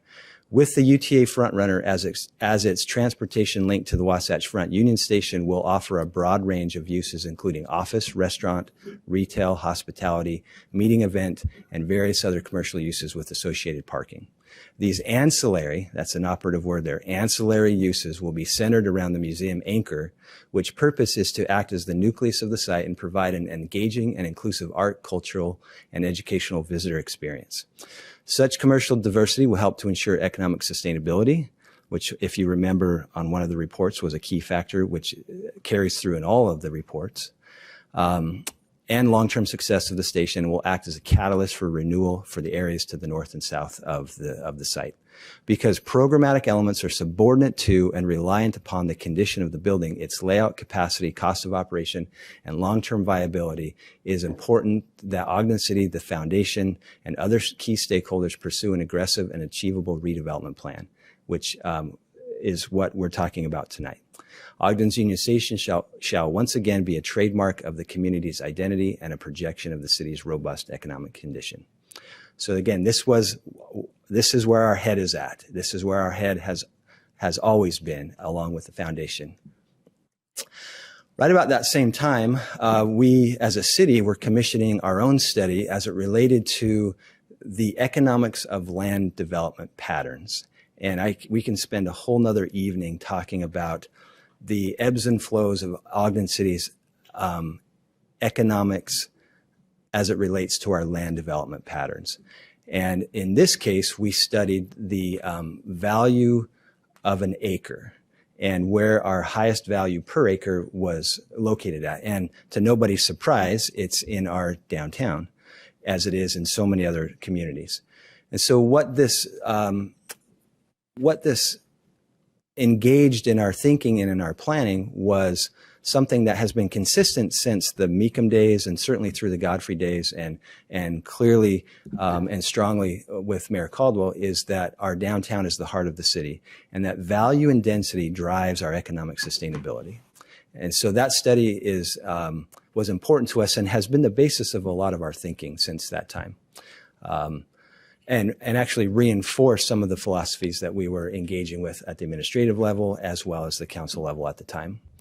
In addition to that study, I mentioned that there was a subsequent AJC study. They're an architecture firm locally, and we commissioned a study with them to specifically look at the needs of the museum exhibits in terms of their space. And a lot of folks that you've heard of tonight and in other settings talk about the museums as an exhibit. And that's important, but it's really a small sliver of what the role of a museum is exhibiting artifacts. There's a whole iceberg underneath that tip, so to speak, if you can kind of get that visual. And that iceberg is what's considered back of house. Where do you store the artifacts? How do you treat them? Who accesses them? How do you inventory them? How do you insure them? What about degradation over time in terms of climate and those kind of things? I'm not a museum professional, but I play one on TV, so I've learned all of these things, and they're significantly important. And I know you can't read this either, but in terms of the report that they gave us, studying our existing collections and our existing exhibits, and what we potentially could do with the museums, they came back to us and said, you need about 30,000 square feet just for the exhibit piece. And then you need about, I think the total is 113,000 square feet. So the remainder of that space you need for other things that is not exhibit. And so we clearly and quickly learned that the existing space of the Union Station was not only inadequate in terms of its size, but it was inadequate in terms of what it could offer our artifacts related to their preservation and inventory and management. So that led us to thinking about how do we care for our artifacts and collections as well as the building in a meaningful way. Well, on comes the Make Ogden process. You were all part of that. We traveled to a number of places. We dealt with a lot of things. It took about 1.5 to 2 years. And in 2020, that plan set forth for the downtown a 25-year vision for taking the principles of the Urban 3 study and applying them in an episodic, meaningful way, and that is value and density in our downtown. We included social factors. We included historical factors. We included cultural factors. We included educational factors. And so it was a comprehensive study that was passed and has been kind of ingrained into our thinking since then. Here's a rendering of what the west side of Union Station and potentially the Union Station site could be. Again, value and density is the key. While preserving the historical elements and all of the things that I've described thus far as being important to us. The museum is an anchor. The Union Station is a cultural and historical artifact.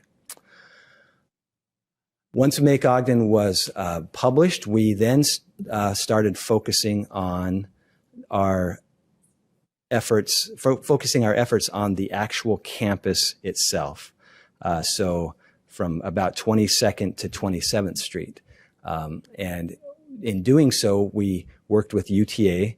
UTA owns a significant amount of land north of the Union Station, and in the past, they have run public solicitations that only looked at the development of their land through the TOD model, and it didn't incorporate anything that was related to the Union Station campus or anything to the south. So we asked UTA to work with us and to develop a plan that we both can agree with. And so that's the Ogden Onboard Station Area Plan.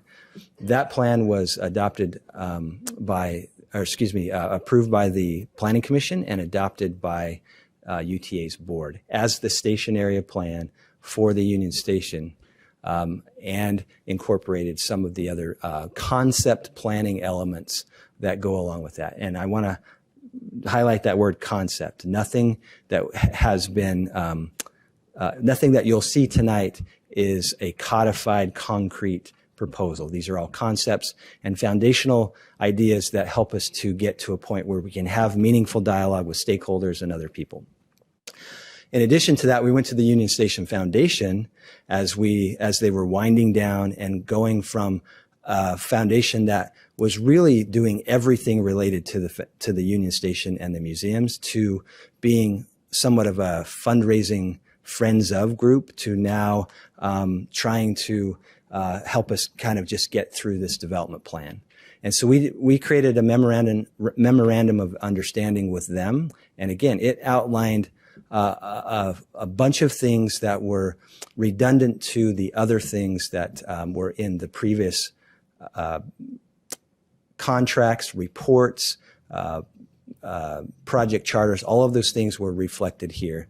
And essentially that MOU with them said that we need land that the foundation owns. Its purpose, its mission statement, its charter is to support the development of the Union Station and the Ogden City Museums. And so we asked them to do that in a way that was the most meaningful. And so we set out some terms and set up some conditions, and we're working through those things with them. And so we're doing that in lockstep. After that, in early 22, an additional layer was applied to all of that study, all of that feedback, all of that coordination with our key stakeholders. We added another layer, which was to look at the larger campus area. So the station area plan was just focused on the Union Station proper and the UTA land. We wanted to take in consideration all of that land plus more land to the south that we own and could potentially own. And so we established some critical success factors. Number one, create an economic engine. We've heard that before. Build a dynamic neighborhood. We've heard that before. Honor local history and culture. We've heard that before. And leave a legacy. So those, again, are just additional things that echo the words and the sentiments of our stakeholders, ourselves, and other people that we've talked to since 1997. And so I won't go through all of this, but this is a preliminary study that we did looking at vacant and underutilized parcels, what the station looks like, what the laundry building looks like. And then we studied 4 additional locations that could be an accurate precedent for some of the things that we want to do. Again, we've heard this before. We don't want to be Denver, or we don't want to be Boise, or we don't want to be Nashville. That's absolutely correct. We are Ogden. We are authentic. We are original, and we want to be ourselves, but better. And there are places in the world that we can look to as analogs and to learn from. And so we studied those along with our consultant, and they walked us through some of the things that were best practices, some of the things that they learned from that we could potentially learn from. And so this is, again, all publicly available. You could read that. And that resulted in this Ogden Station Master Plan Development Framework. Again, a comprehensive document that really is meant to be the summary of all its predecessors, all the way back to 97, including the adopted station area plan from UTA, incorporating the principles and the tenets of the Make Ogden Plan. And so we looked at a bunch of things as it relates to the station. And I included this because I thought it was important as it relates to some comments about getting rid of the station or building over the station or doing some things that just aren't part of our intent. And this is a study that looks at allowable building heights and their location in relationship to the actual station itself. And you can see our goal is to frame the historic building. And we can do that with scale and height and material and other things that are part of this plan. Here's some, again, concept renderings that help us to frame the Union Station and to look at what might be available to build on the actual Union Station site. This is the property that we're talking about tonight that is the subject of our purchase, but it's not the campus. The campus is all the way to 27th, all the way to 22nd.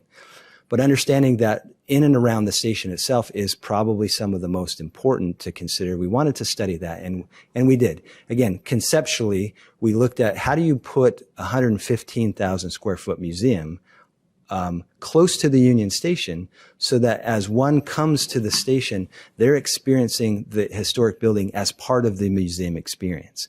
We know that we can't put our artifacts and our collections and our exhibits in the historic building and do it well. We can't get accredited doing that, and we can't raise the level of professionalism and care of our artifacts by keeping that in the historic building. But how do you blend the two and make it one experience?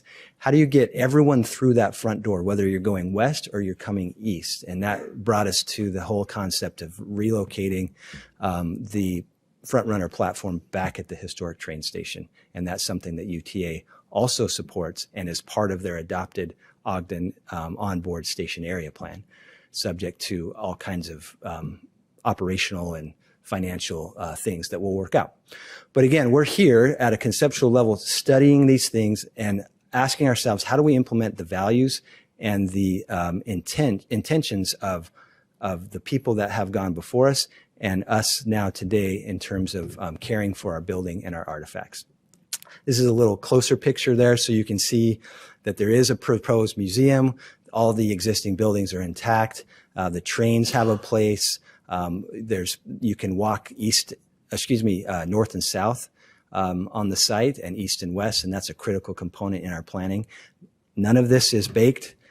We're just at the starting blocks tonight. As Angela mentioned, we are at a critical juncture in terms of this proposal of the acquisition, and once that takes place, then we can start to engage into a formalized process of actually designing this from a cartoon into a real plan that's implementable. This document is actually a reflection of the proposal that we received from a public solicitation that we did jointly with UTA. We took this framework document, again, it representing all the previous documents and all the work and information that we've gathered over the years. We took all of that, put it into the framework document, and then with UTA, we jointly solicited development interest for the campus, again, 27th down to 22nd. We, out of three proposers that included a team of developers, so there were three individual proposals that represented teams. This was the final selection. Again, baseline plan. This is an idea, a concept that got us excited that we felt could be worked from and utilized as a baseline going forward. And again, this is some information that is just more specific to the land that we're talking about tonight. But a lot of exciting things, and part of the reason why the selection team picked this one over the other two was that it was most closely related to the framework plan that we published as a foundational document to the solicitation, and also represented all the values that we tried to communicate in that document. And so that's why we're here. And we're working with UTA in their process. We'll be coming to the administration, to the council, to announce that development partner, hopefully in early January. So that's kind of a recap of what we rushed through last week in the work session. I hope that was helpful. Switching a little bit, I'd like to just cover a few questions that might be on your mind and might be on the minds of others that would hopefully help to put to bed some of the rumor and conjecture about this site and this process. So does the purchase of the land include the removal of the Union Station? The simple answer is no. As I've spent now 45 minutes or so talking about, this is one of the most vital assets in the community. It acts as the center of our downtown. It was the subject of 90% of the comments through the Make Ogden process. It will be the subject of more comments moving forward. And so the answer is no. We're not tearing down the building at all. We are seeking to enhance it. How has the city managed the station after taking over in 2018? As I mentioned, the foundation wound down. We entered into a contract, and then we wound up our operations, having the station come in as a division under Community and Economic Development. A couple of weeks ago, I transmitted to the council an information item that just helped you to understand some of the things that have happened at the station since we converted to the management. We've done a number of things related to collections management. You can see there we've inventoried over 50,000 artifacts. We still have a lot more to do, but our team has been working hard on that. We've done a number of facility investments with, I mentioned the yellow bathrooms, check. We've redone some of those bathrooms that were strategically placed with our event space. And then our attendance in 2021, 18,865. Currently, as of this month, we're at 18,434. So we're seeing good attendance. Our rentals are up, our events are up. And an interesting note is our pre-COVID hours versus post-COVID hours. It's true that we have lessened our hours, 5 hours per day, 4 days a week, instead of 7 hours a day, 6 days a week. And that was to accommodate our staff availability and the need that we have to operate the station differently than how it's been previously operated. I can't stress that enough. That accreditation pathway, our desire to increase the professionalism at the Union Station and to seek accreditation, requires us to do things that frankly the foundation didn't do or couldn't do. So we had to do different things. It doesn't mean that we're right and they're wrong. It's just different because we have a different objective. And so part of that was to shift people around and to decrease our hours. Will the museum collections be removed from their current locations before a new museum is built? The simple answer is no. There's no reason for us to move them from their current location until such time that we have a new building, which is why partly that we are proposing that this plan contemplates building a brand new building so that we can keep things open and accessible while we build a new building and move things over systematically. That's yet to be seen. That is not a proposal we're making tonight. That could be a proposal in the future, but that's what we're contemplating now in terms of the information that we have. If for any reason that a new building can't be built, then we would look to keep the artifacts and the collections in the existing building and figure that out. But it would be at a substandard level based on the information that we have. What is the plan for the Utah State Railroad Museum rolling stock? Again, if you remember back to some of those cartoon pictures I just showed you, our current plans and our current concepts envision certain artifacts of that stock being accessible within an enclosed rail center, but then also utilizing some of those on the west side, the west side, as displays and amenities for that section. And so again, these are all concepts, ideas based on years and years of feedback and our desire to maintain those artifacts in a meaningful way. And you can see that picture again. The train hall is there. And if you remember the tracks that go on the west side, there could be a line of trains there. So as you get off from the front runner, you're greeted with these train artifacts that are wonderful and amazing. And I think it's a real strong statement for who we are as a train community. What is the environmental condition of the land, and how will the agency deal with the remediation, if any? I touched on that a moment ago. Our initial studies are favorable, not perfect, but it's nothing that hasn't been encountered in most other environments in the downtown. So we're prepared to deal with that from a legal perspective. We're trying to get all the feedback, all the input from all the consultants that we can during our due diligence period. You can see that this map shows a number of borings that we made in key locations that the consultant felt were important to look at, and that's where the results came from. We've also studied the land to the south, and we've studied land to the north. Has a development partner been selected for the Union Station, and how was that process conducted? As I mentioned a minute ago, the answer is yes. There were 3 teams that responded. We followed UTA's process, and we're anxious to share that information as soon as we can. What funding sources are available for potential redevelopment activities at the station if tonight's action is favorable? So in addition to, keep in mind I mentioned economic sustainability. The station has been remodeled by the city and others a number of times over its life. And so without some kind of economic engine besides the general tax base of the city, we can't keep up with the maintenance of the artifacts nor the maintenance of the buildings. So there has to be an innate, coordinated economic engine, and that comes from private debt and private equity.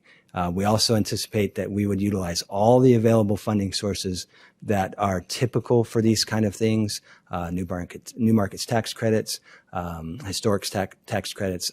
There's a whole host of things that are out there that we could bring to bear to help bring down the cost of the restoration of the historic building as well as the operation and maintenance of the artifacts in the museum.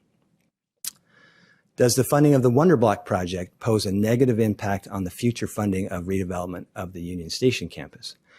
The short answer is no. As we do our budgeting, we're very careful at looking at all of the redevelopment plans that are called for in Make Ogden. And so we would argue, based on the principles of Make Ogden and the episodic increase of valuation of the community through investment, that the initial projects like Wonder Block are actually vital to the financial sustainability of the redevelopment of the Union Station. And we learned that from Denver. Denver has a very similar situation as we had in terms of the decay of its downtown, the underutilization of its land, and the degradation of its Union Station. And everyone wanted to jump to the station first and say, put all your money into that and everything will flow from it. It actually proved to be the opposite. They built value, they built density, they built activity. And from that, they were able to then treat the Union Station as the gem that it was. And so we've taken that into consideration and are studying that. And that's our path thus far. Why have volunteers and other non-city organizations been denied access to the museum collections? I'll let you read that, but the short answer is related to our accreditation, having the ability to rely on a museum professional and their expertise in terms of handling artifacts. A good example is the painting of a rail car. Generally speaking, there's standards and guidelines and restrictions on how that is to go about if that work is to be subject to accreditation and to the museum guidelines. So not anyone can do that. The Boy Scouts can't come in and paint your museum artifact. You can't have general people handling certain things in ways that are not conducive to the rules and guidelines of the museum. And so these are things that are important to us as we seek to do things in a better way. And so that means we had to stop some of the activities that were currently happening. So those are the questions that there's many, many more, but you're all looking a bit tired. So I'll just summarize again that this is the proposal, $5.5 million roughly spread over 7 years. That was, I think, a generous offer. There's no interest attached to these numbers. These are straight line numbers. And if you look at the valuation of the building and the land together, which is essentially what we'll be getting, then this is highly, highly recommended. And we've broken our recommendation into 2 steps. It's a little bit atypical than what we're used to because, and you all can choose to do things differently if you feel so, but we felt that it would be important for you to authorize the executive director to enter into the agreement. That would put us into a contractual relationship with UP, but the due diligence period is such that we can terminate the contract prior to the end of due diligence, get all of our earnest money back, and not be committed to the purchase, if that's something that we deem to do based on environmental exploration or any other thing that we might find in our due diligence period. So tonight, Resolution 2022-13 stipulates that, and then we would come back within 120 days, roughly of now, and we would report to you our findings that we have looked at over that time, and we'd have another discussion as to whether or not we waive our due diligence and go to closing. So you get 2 shots at this deal. So I'd like to just leave you with one thing. Some of you might be familiar with John A. Boyle. He was a local entrepreneur, pioneer in the Valley, also the mayor between 1898 and 1899. If you bear with me, I'll read this because I think it represents how we feel about this project and all the projects that are proposed. I always had faith in Ogden and believed her future would be great. I believe her citizens the kindest and most enterprising in all the state, irrespective of party or creed. I think we should not be divided, but pull all together for the brightness and glory of Ogden. So I'll leave that with you and answer any questions that you might have. Thank you, Brandon. Questions for Mr. Cooper? Jared, I don't have any questions, but I just have a comment. Mm-hmm. Brandon, I just wanted to say, number one, thank you so much for this presentation because I know it answers a lot of questions that people have had. And also thank you to you and Damon and the whole team for spending about 2.5 hours with me one Friday morning, telling me all of this and giving me the history because I was kind of doing some catch up, understanding the whole history and the relationship with the foundation and all of the studies that we've gone into. So I really appreciate that. Our pleasure. Thank you. Chair, I know that we've had this conversation, but I wonder if you would just share, if we didn't do this, what would that look like? If we didn't purchase the land, right, then what would potentially happen? I mean, nobody knows for sure, but just kind of what. Right. So the buildings are in our ownership, but the land is still in Union Pacific's. At the end of our lease, it's a ground lease for the land. At the end of the lease, the buildings are considered leasehold improvements, and they revert back to Union Pacific. So they would then own the land and the building, all the buildings. And so they would be able to do whatever they want with it. They can sell it. They could really tear it down. I highly doubt that would happen. Just because it's on the National Register doesn't mean it absolutely prevents that, but it is a good stronghold against it. So I think that they would seek to sell it, probably for more money, and then it would be open to the market as to what the downtown zoning would allow it to become. Thank you. I forgot my other question. I apologize. Go ahead. And we went over this in the work session, but I think it's really important for people to know how much have we paid for using this property over the years? The lease is $19,000 a year. I don't think it's ever been changed, and that was 50 years ago. And I've never looked at the accounting, so I'm not sure if we actually cut a check to Union Pacific. If you're really interested in that factoid, I'll find out. Oh, no, I guess I'm just trying to point out that it's pretty affordable for the amount of use. Yeah, Even yeah. though we've done a lot of repairs and upkeep and staffing, et cetera, I think it's a very reasonable price to purchase the property. Exactly. I did mention the 5.5 ultimately becomes the price for the building and the land because of the reversion. So we're buying the whole thing. Thanks. Anything else? Just a comment for me too. I appreciate the presentation, the effort, the heart that you've put into this. I think Mayor Boyle and I agree, and I think he was forecasting my concerns and worries at the moment too. But I know that we have trust issues, and I know that we have communication issues. But I want to thank you for everything you have done to overcome that the best that you possibly can. You have tried really hard to overcome all of it. So thanks for that, and thanks for sharing your vision and your passion with this group and with this community. Thank you. We have a great team. Mr. Cooper, thank you for the presentation. It was really, really great. Thank you. Good job. Jerry, I recall mildly, because I'm old and my brain is old. I was a young person in 1977 when this was initiated, and we never thought 50 years was going to pass. Here you are. Here we are. I didn't have a thought about it at all until I started getting involved with Planning Commission, and things come up, and we started to kind of get worried. Well, that is going to come up someday, and nobody could see us turning our back on it. I mean, it's just a bit unfathomable that we would do that because of, it's our logo. It's so much of what we are. And I remember years went by and we didn't even know who to talk to at the, the Union Pacific.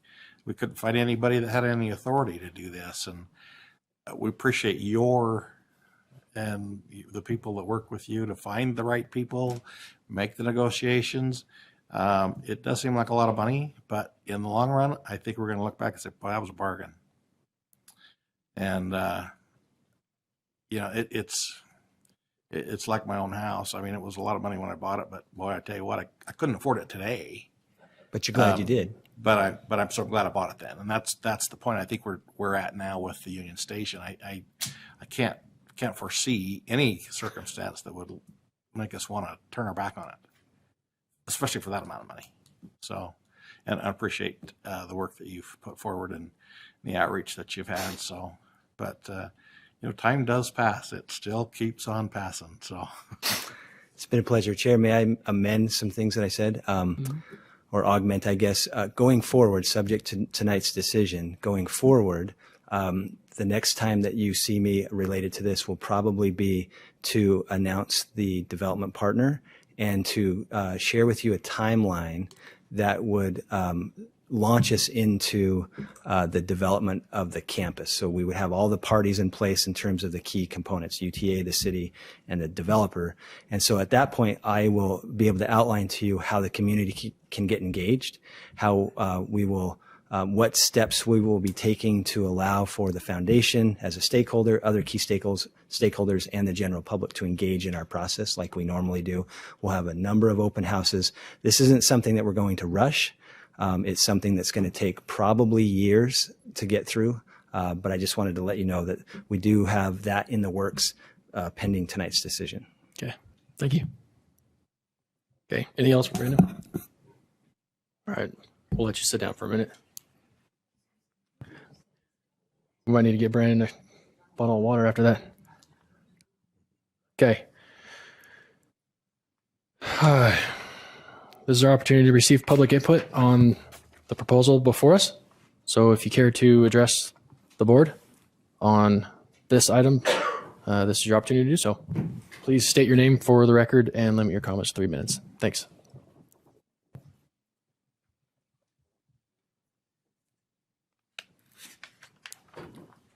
Barbara Beck, Post 9 of the American Legion, here in Ogden, Utah. I'm impressed by the studies that have been done. Unfortunately, I don't think the public knows about any of them, certainly most of them.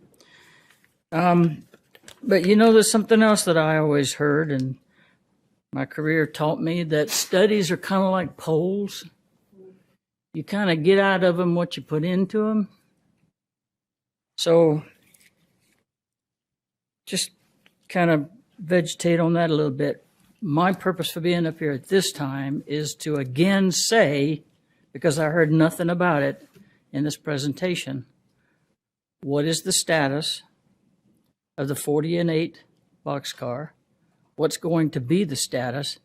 You know, sitting back in the audience, we can barely hear anything that's said, even from the podium, much less from you. And the diagrams that he was showing made no sense, basically, to us. Probably to you because you spent a lot of time with them, but to us, nothing. I saw nothing about the boxcar. When he talked about the city taking over from the foundation so that they could take better care of things, I can assure you the boxcar has not been taken care of. It's deplorable. It's an embarrassment. So I don't know who's supposed to be taking care of it. They took our privilege of doing that away from us because they said we weren't doing it right. So again, I say to you, what about the boxcar? Is it in these plans? Is it going to stay where it is? Is it going to be maintained and taken care of as it should be? What about the boxcar? Thanks. We'll get you an answer. We'll get everybody's public comment, and then we'll go through and see what we can get for answers for everybody.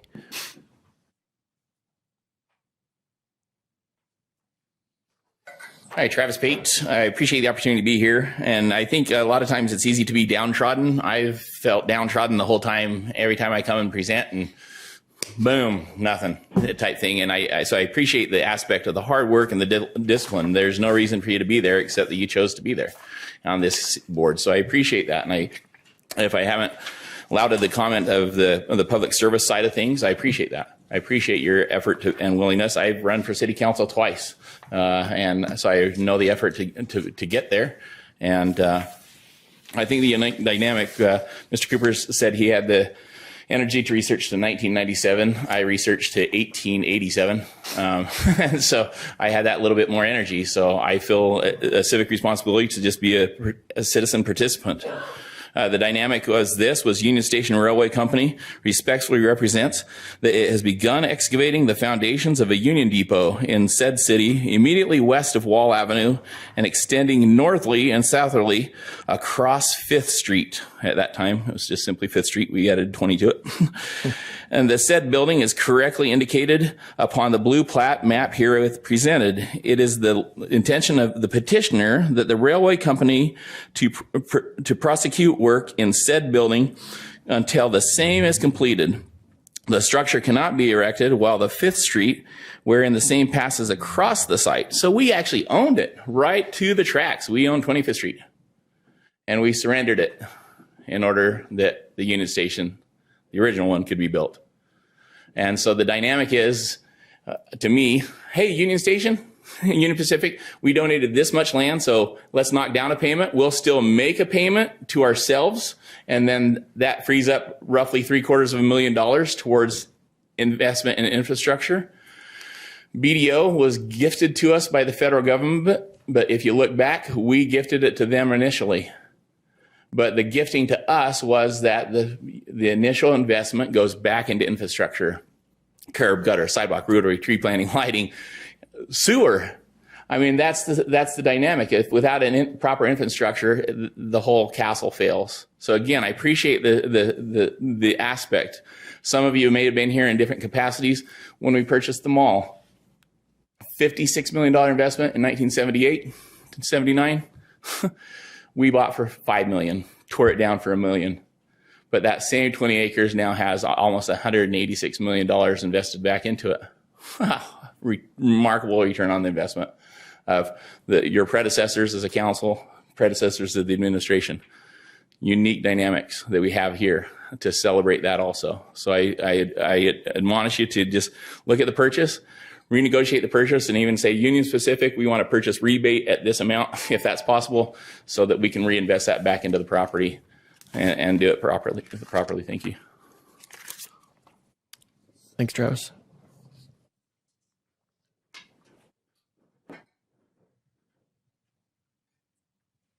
My name is Amelia Jones. Actually, I have a lot of interests in downtown Ogden. I am the president of the Union Station Foundation at this time, and I would like to say, Brandon, I've worked a lot with Brandon. That was A+ presentation. You did a good job with that presentation. I think I think of all the things I can say, I've had a long history. I was part of the foundation when the foundation was running the museums and managing the Union Station building. It's a very challenging project. It's a very large building. It's an old building. Historic buildings are expensive. It was very difficult for us as the foundation because most of the collections are owned by Ogden City. The land was owned by Union Pacific, and the building was owned by Ogden City. So it was very difficult to see how we were going to raise funds and how we were going to really manage something that had all these different ownership components. You really can't. How are you going to deal with trying to improve a museum that sits on land that's not owned? So I think that it's a huge thing for Ogden to say, boy, I think it would be great. I really encourage Ogden to buy this land. I think it's very important for the museums. I think it's important to support the collections. I think if Ogden's going to buy that land, they also need to say we're probably going to have some more resources to put into the museums so we can have the quality museums.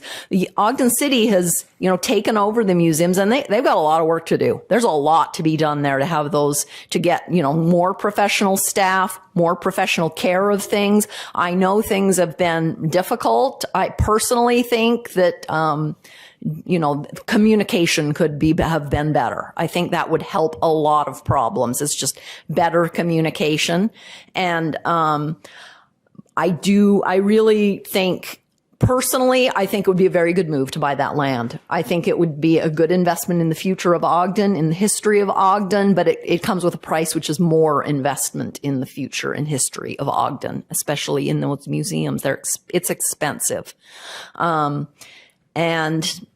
let's see, I think that's all I have to say. Thank you, Amelia.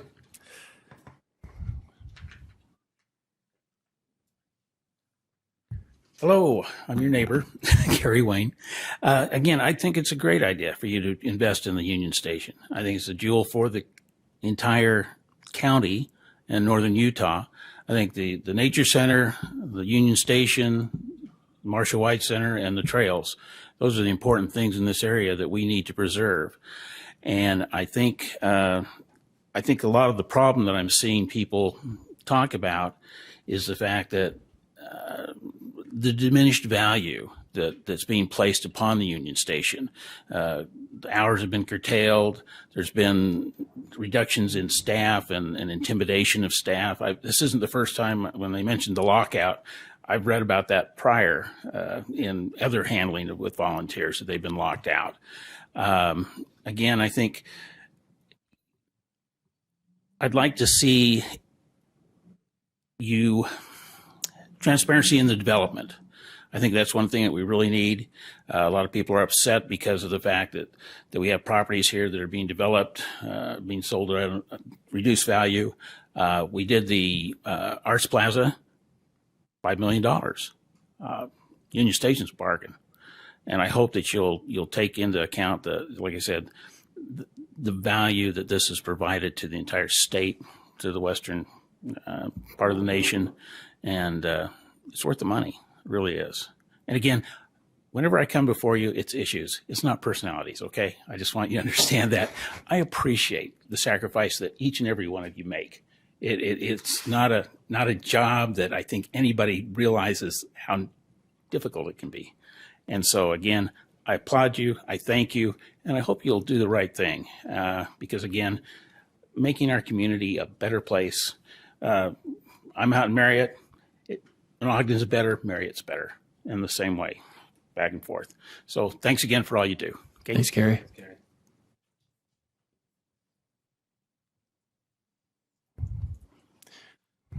Thank you.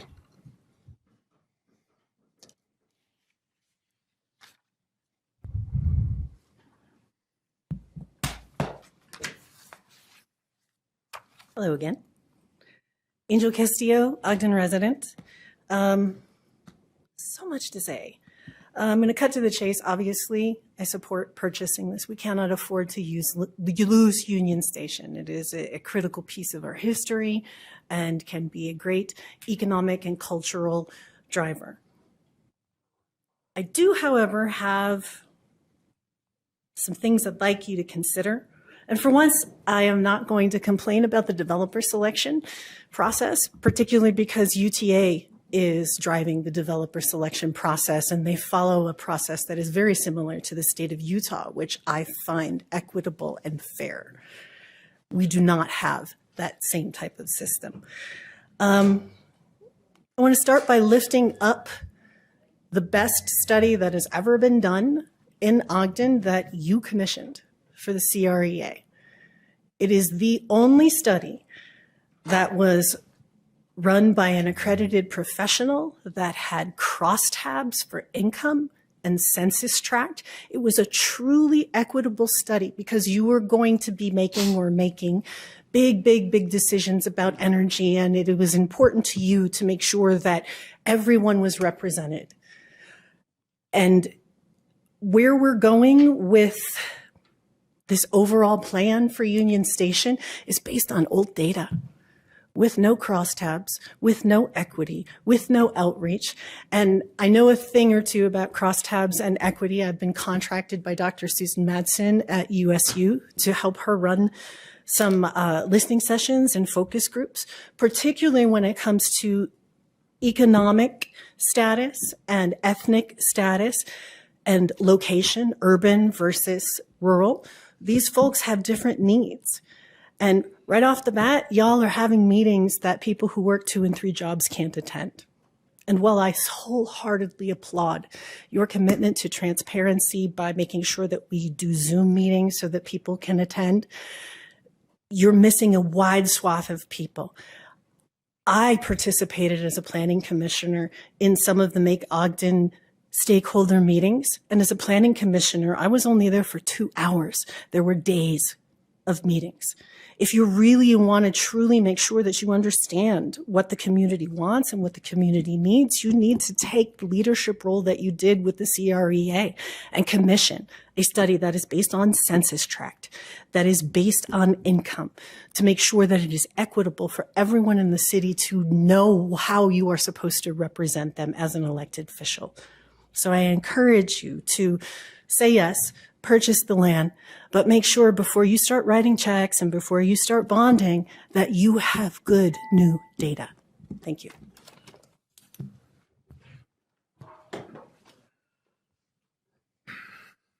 Good evening, board members. I've got a great presentation by Brandon. Well thought out. A lot of work went into that, and you could tell that was meaningful and makes that easier decision for you all to tackle, which is a big decision. So glad I'm not in your shoes.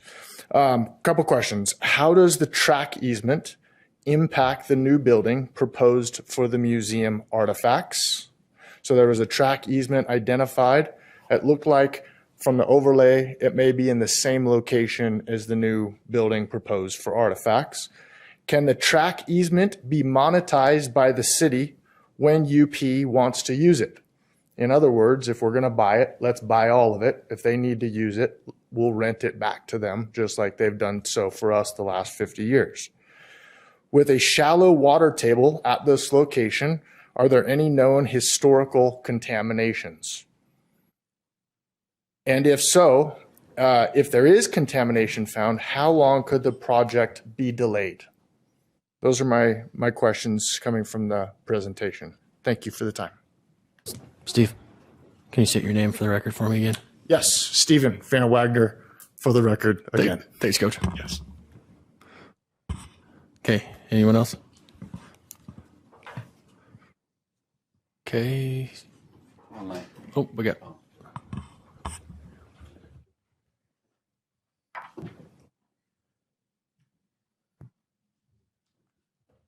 Jaden Rohde. I just want to say that it was also a very good presentation. I think that I think, calmed a few of the fears and answered a few questions I had about this. And I will say this is maybe not 100% convinced, but I think this is a good notion. I think Ogden City should look for the purchase of this. It seems like, I guess something that's brought up is just to ensure that there's transparency involved, just so that I guess just so that our questions like this could be answered and issues resolved. I guess a buzzword that popped in my head was accreditation. I'm kind of curious if what exactly was needed by the current museum in order to do things such as repainting the Merci boxcar. Just wondering if volunteers were doing something wrong or if there was something that they could do better, because it didn't seem like that was ever addressed. So I think a lot of volunteers are a little frustrated of kind of like, we're shut out, but why? I don't think that reason was ever really given to them. So I guess just to echo others, just to have a lot of transparency and a lot of, I guess, open discussion about this. So thank you.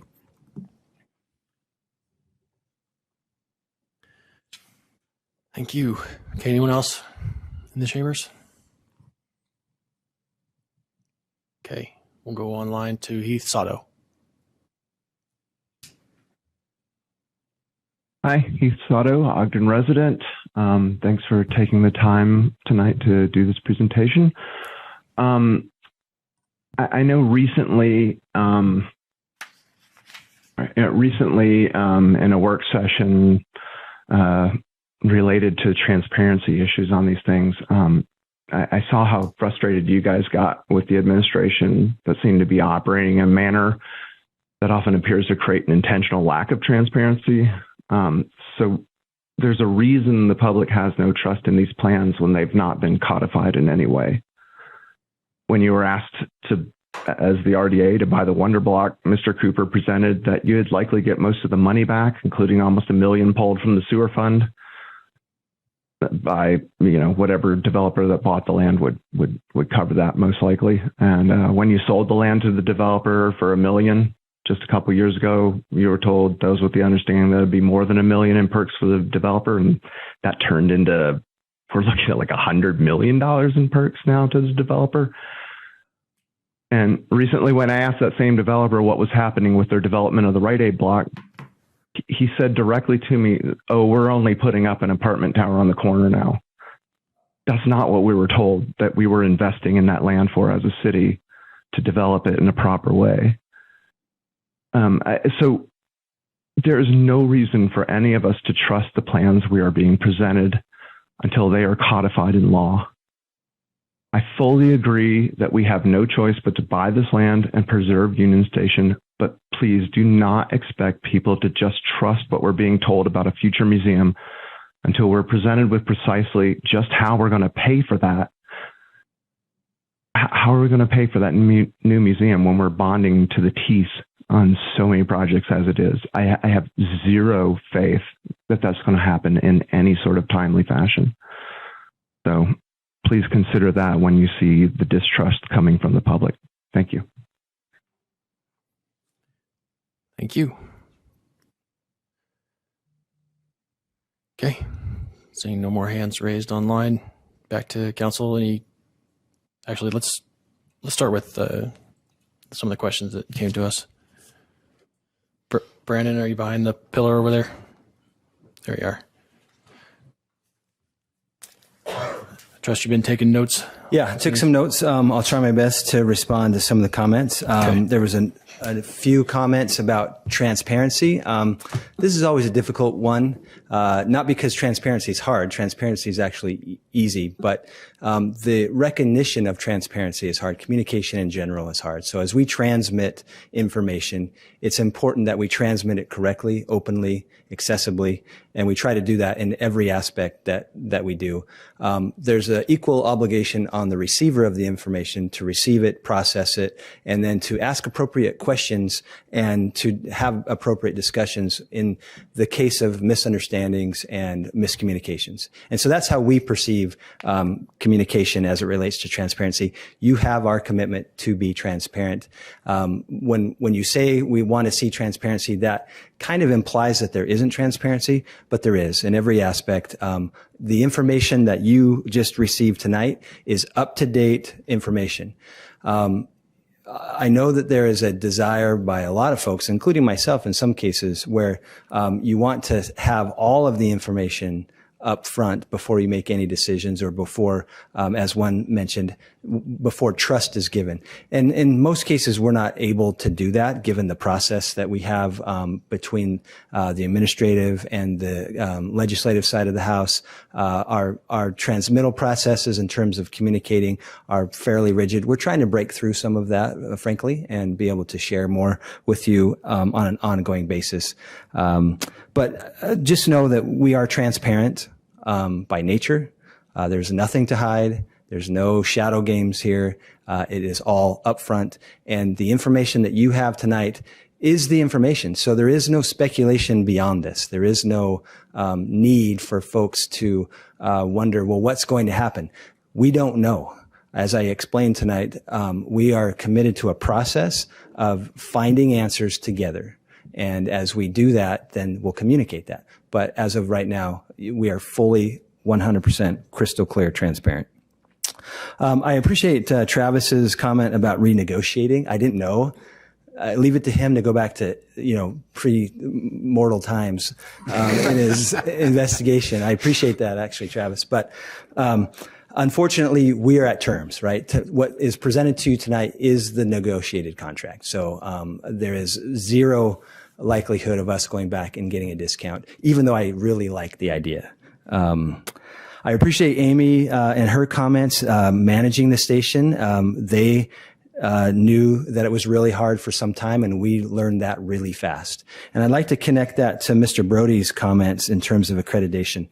Accreditation is the pursuit of a recognition by the museum world that we are a museum that's doing things that are based on best practices. And so in order to do that, you have to stop doing things that are contrary to best practices.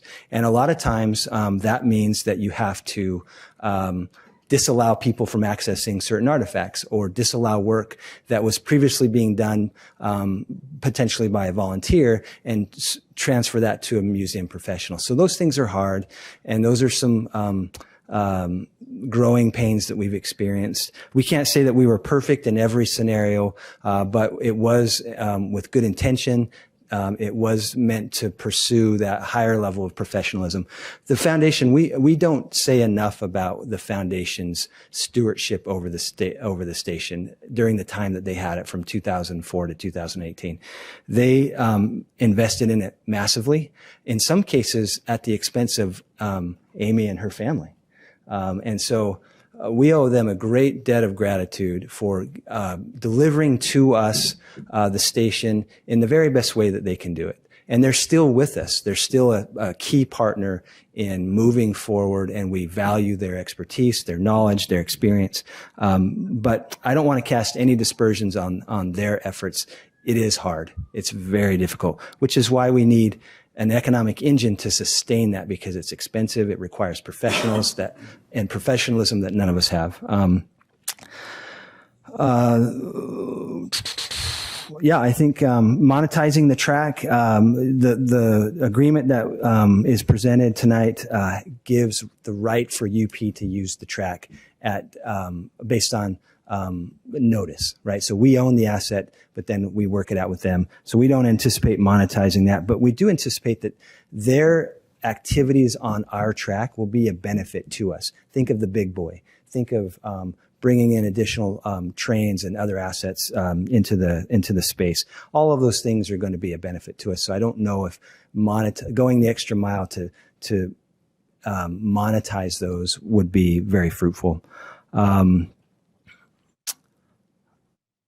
And so in terms of the boxcar, I'd like to speak to you folks afterwards. We do have restoration plan for that boxcar, and as was mentioned, there was some work done on it previously that no longer can continue, but that doesn't mean that we've ignored it. It's relatively in the same shape that it was, other than the fact that no one has been working on it since we've taken over. So we do have a restoration plan for it, and I'm happy to share that with you, and we can talk about that. In terms of locking people out, I think there's this big misunderstanding. So when we took over the station, there was no less than 76 keys to the building that were floating around in the community. And so the very first thing that we did was rekey the whole building and retain for ourselves the keys.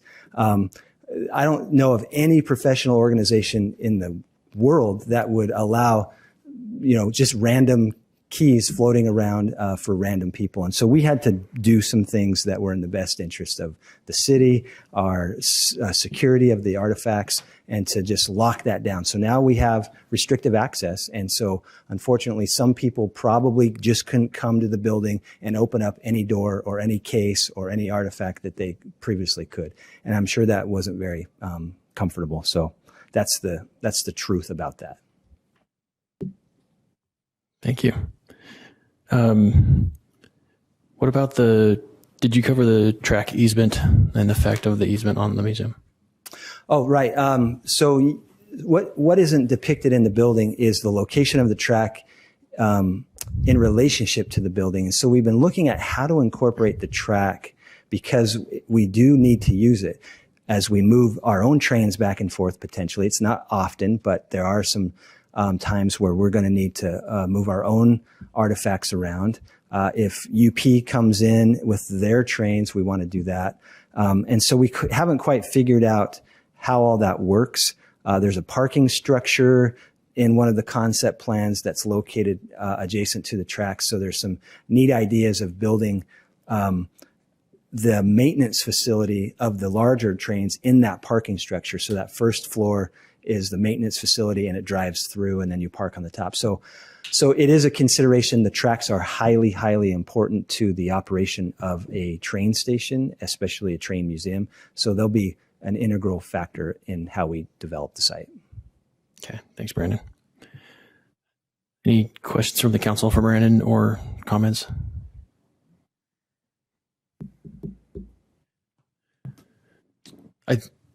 I'll just say one thing.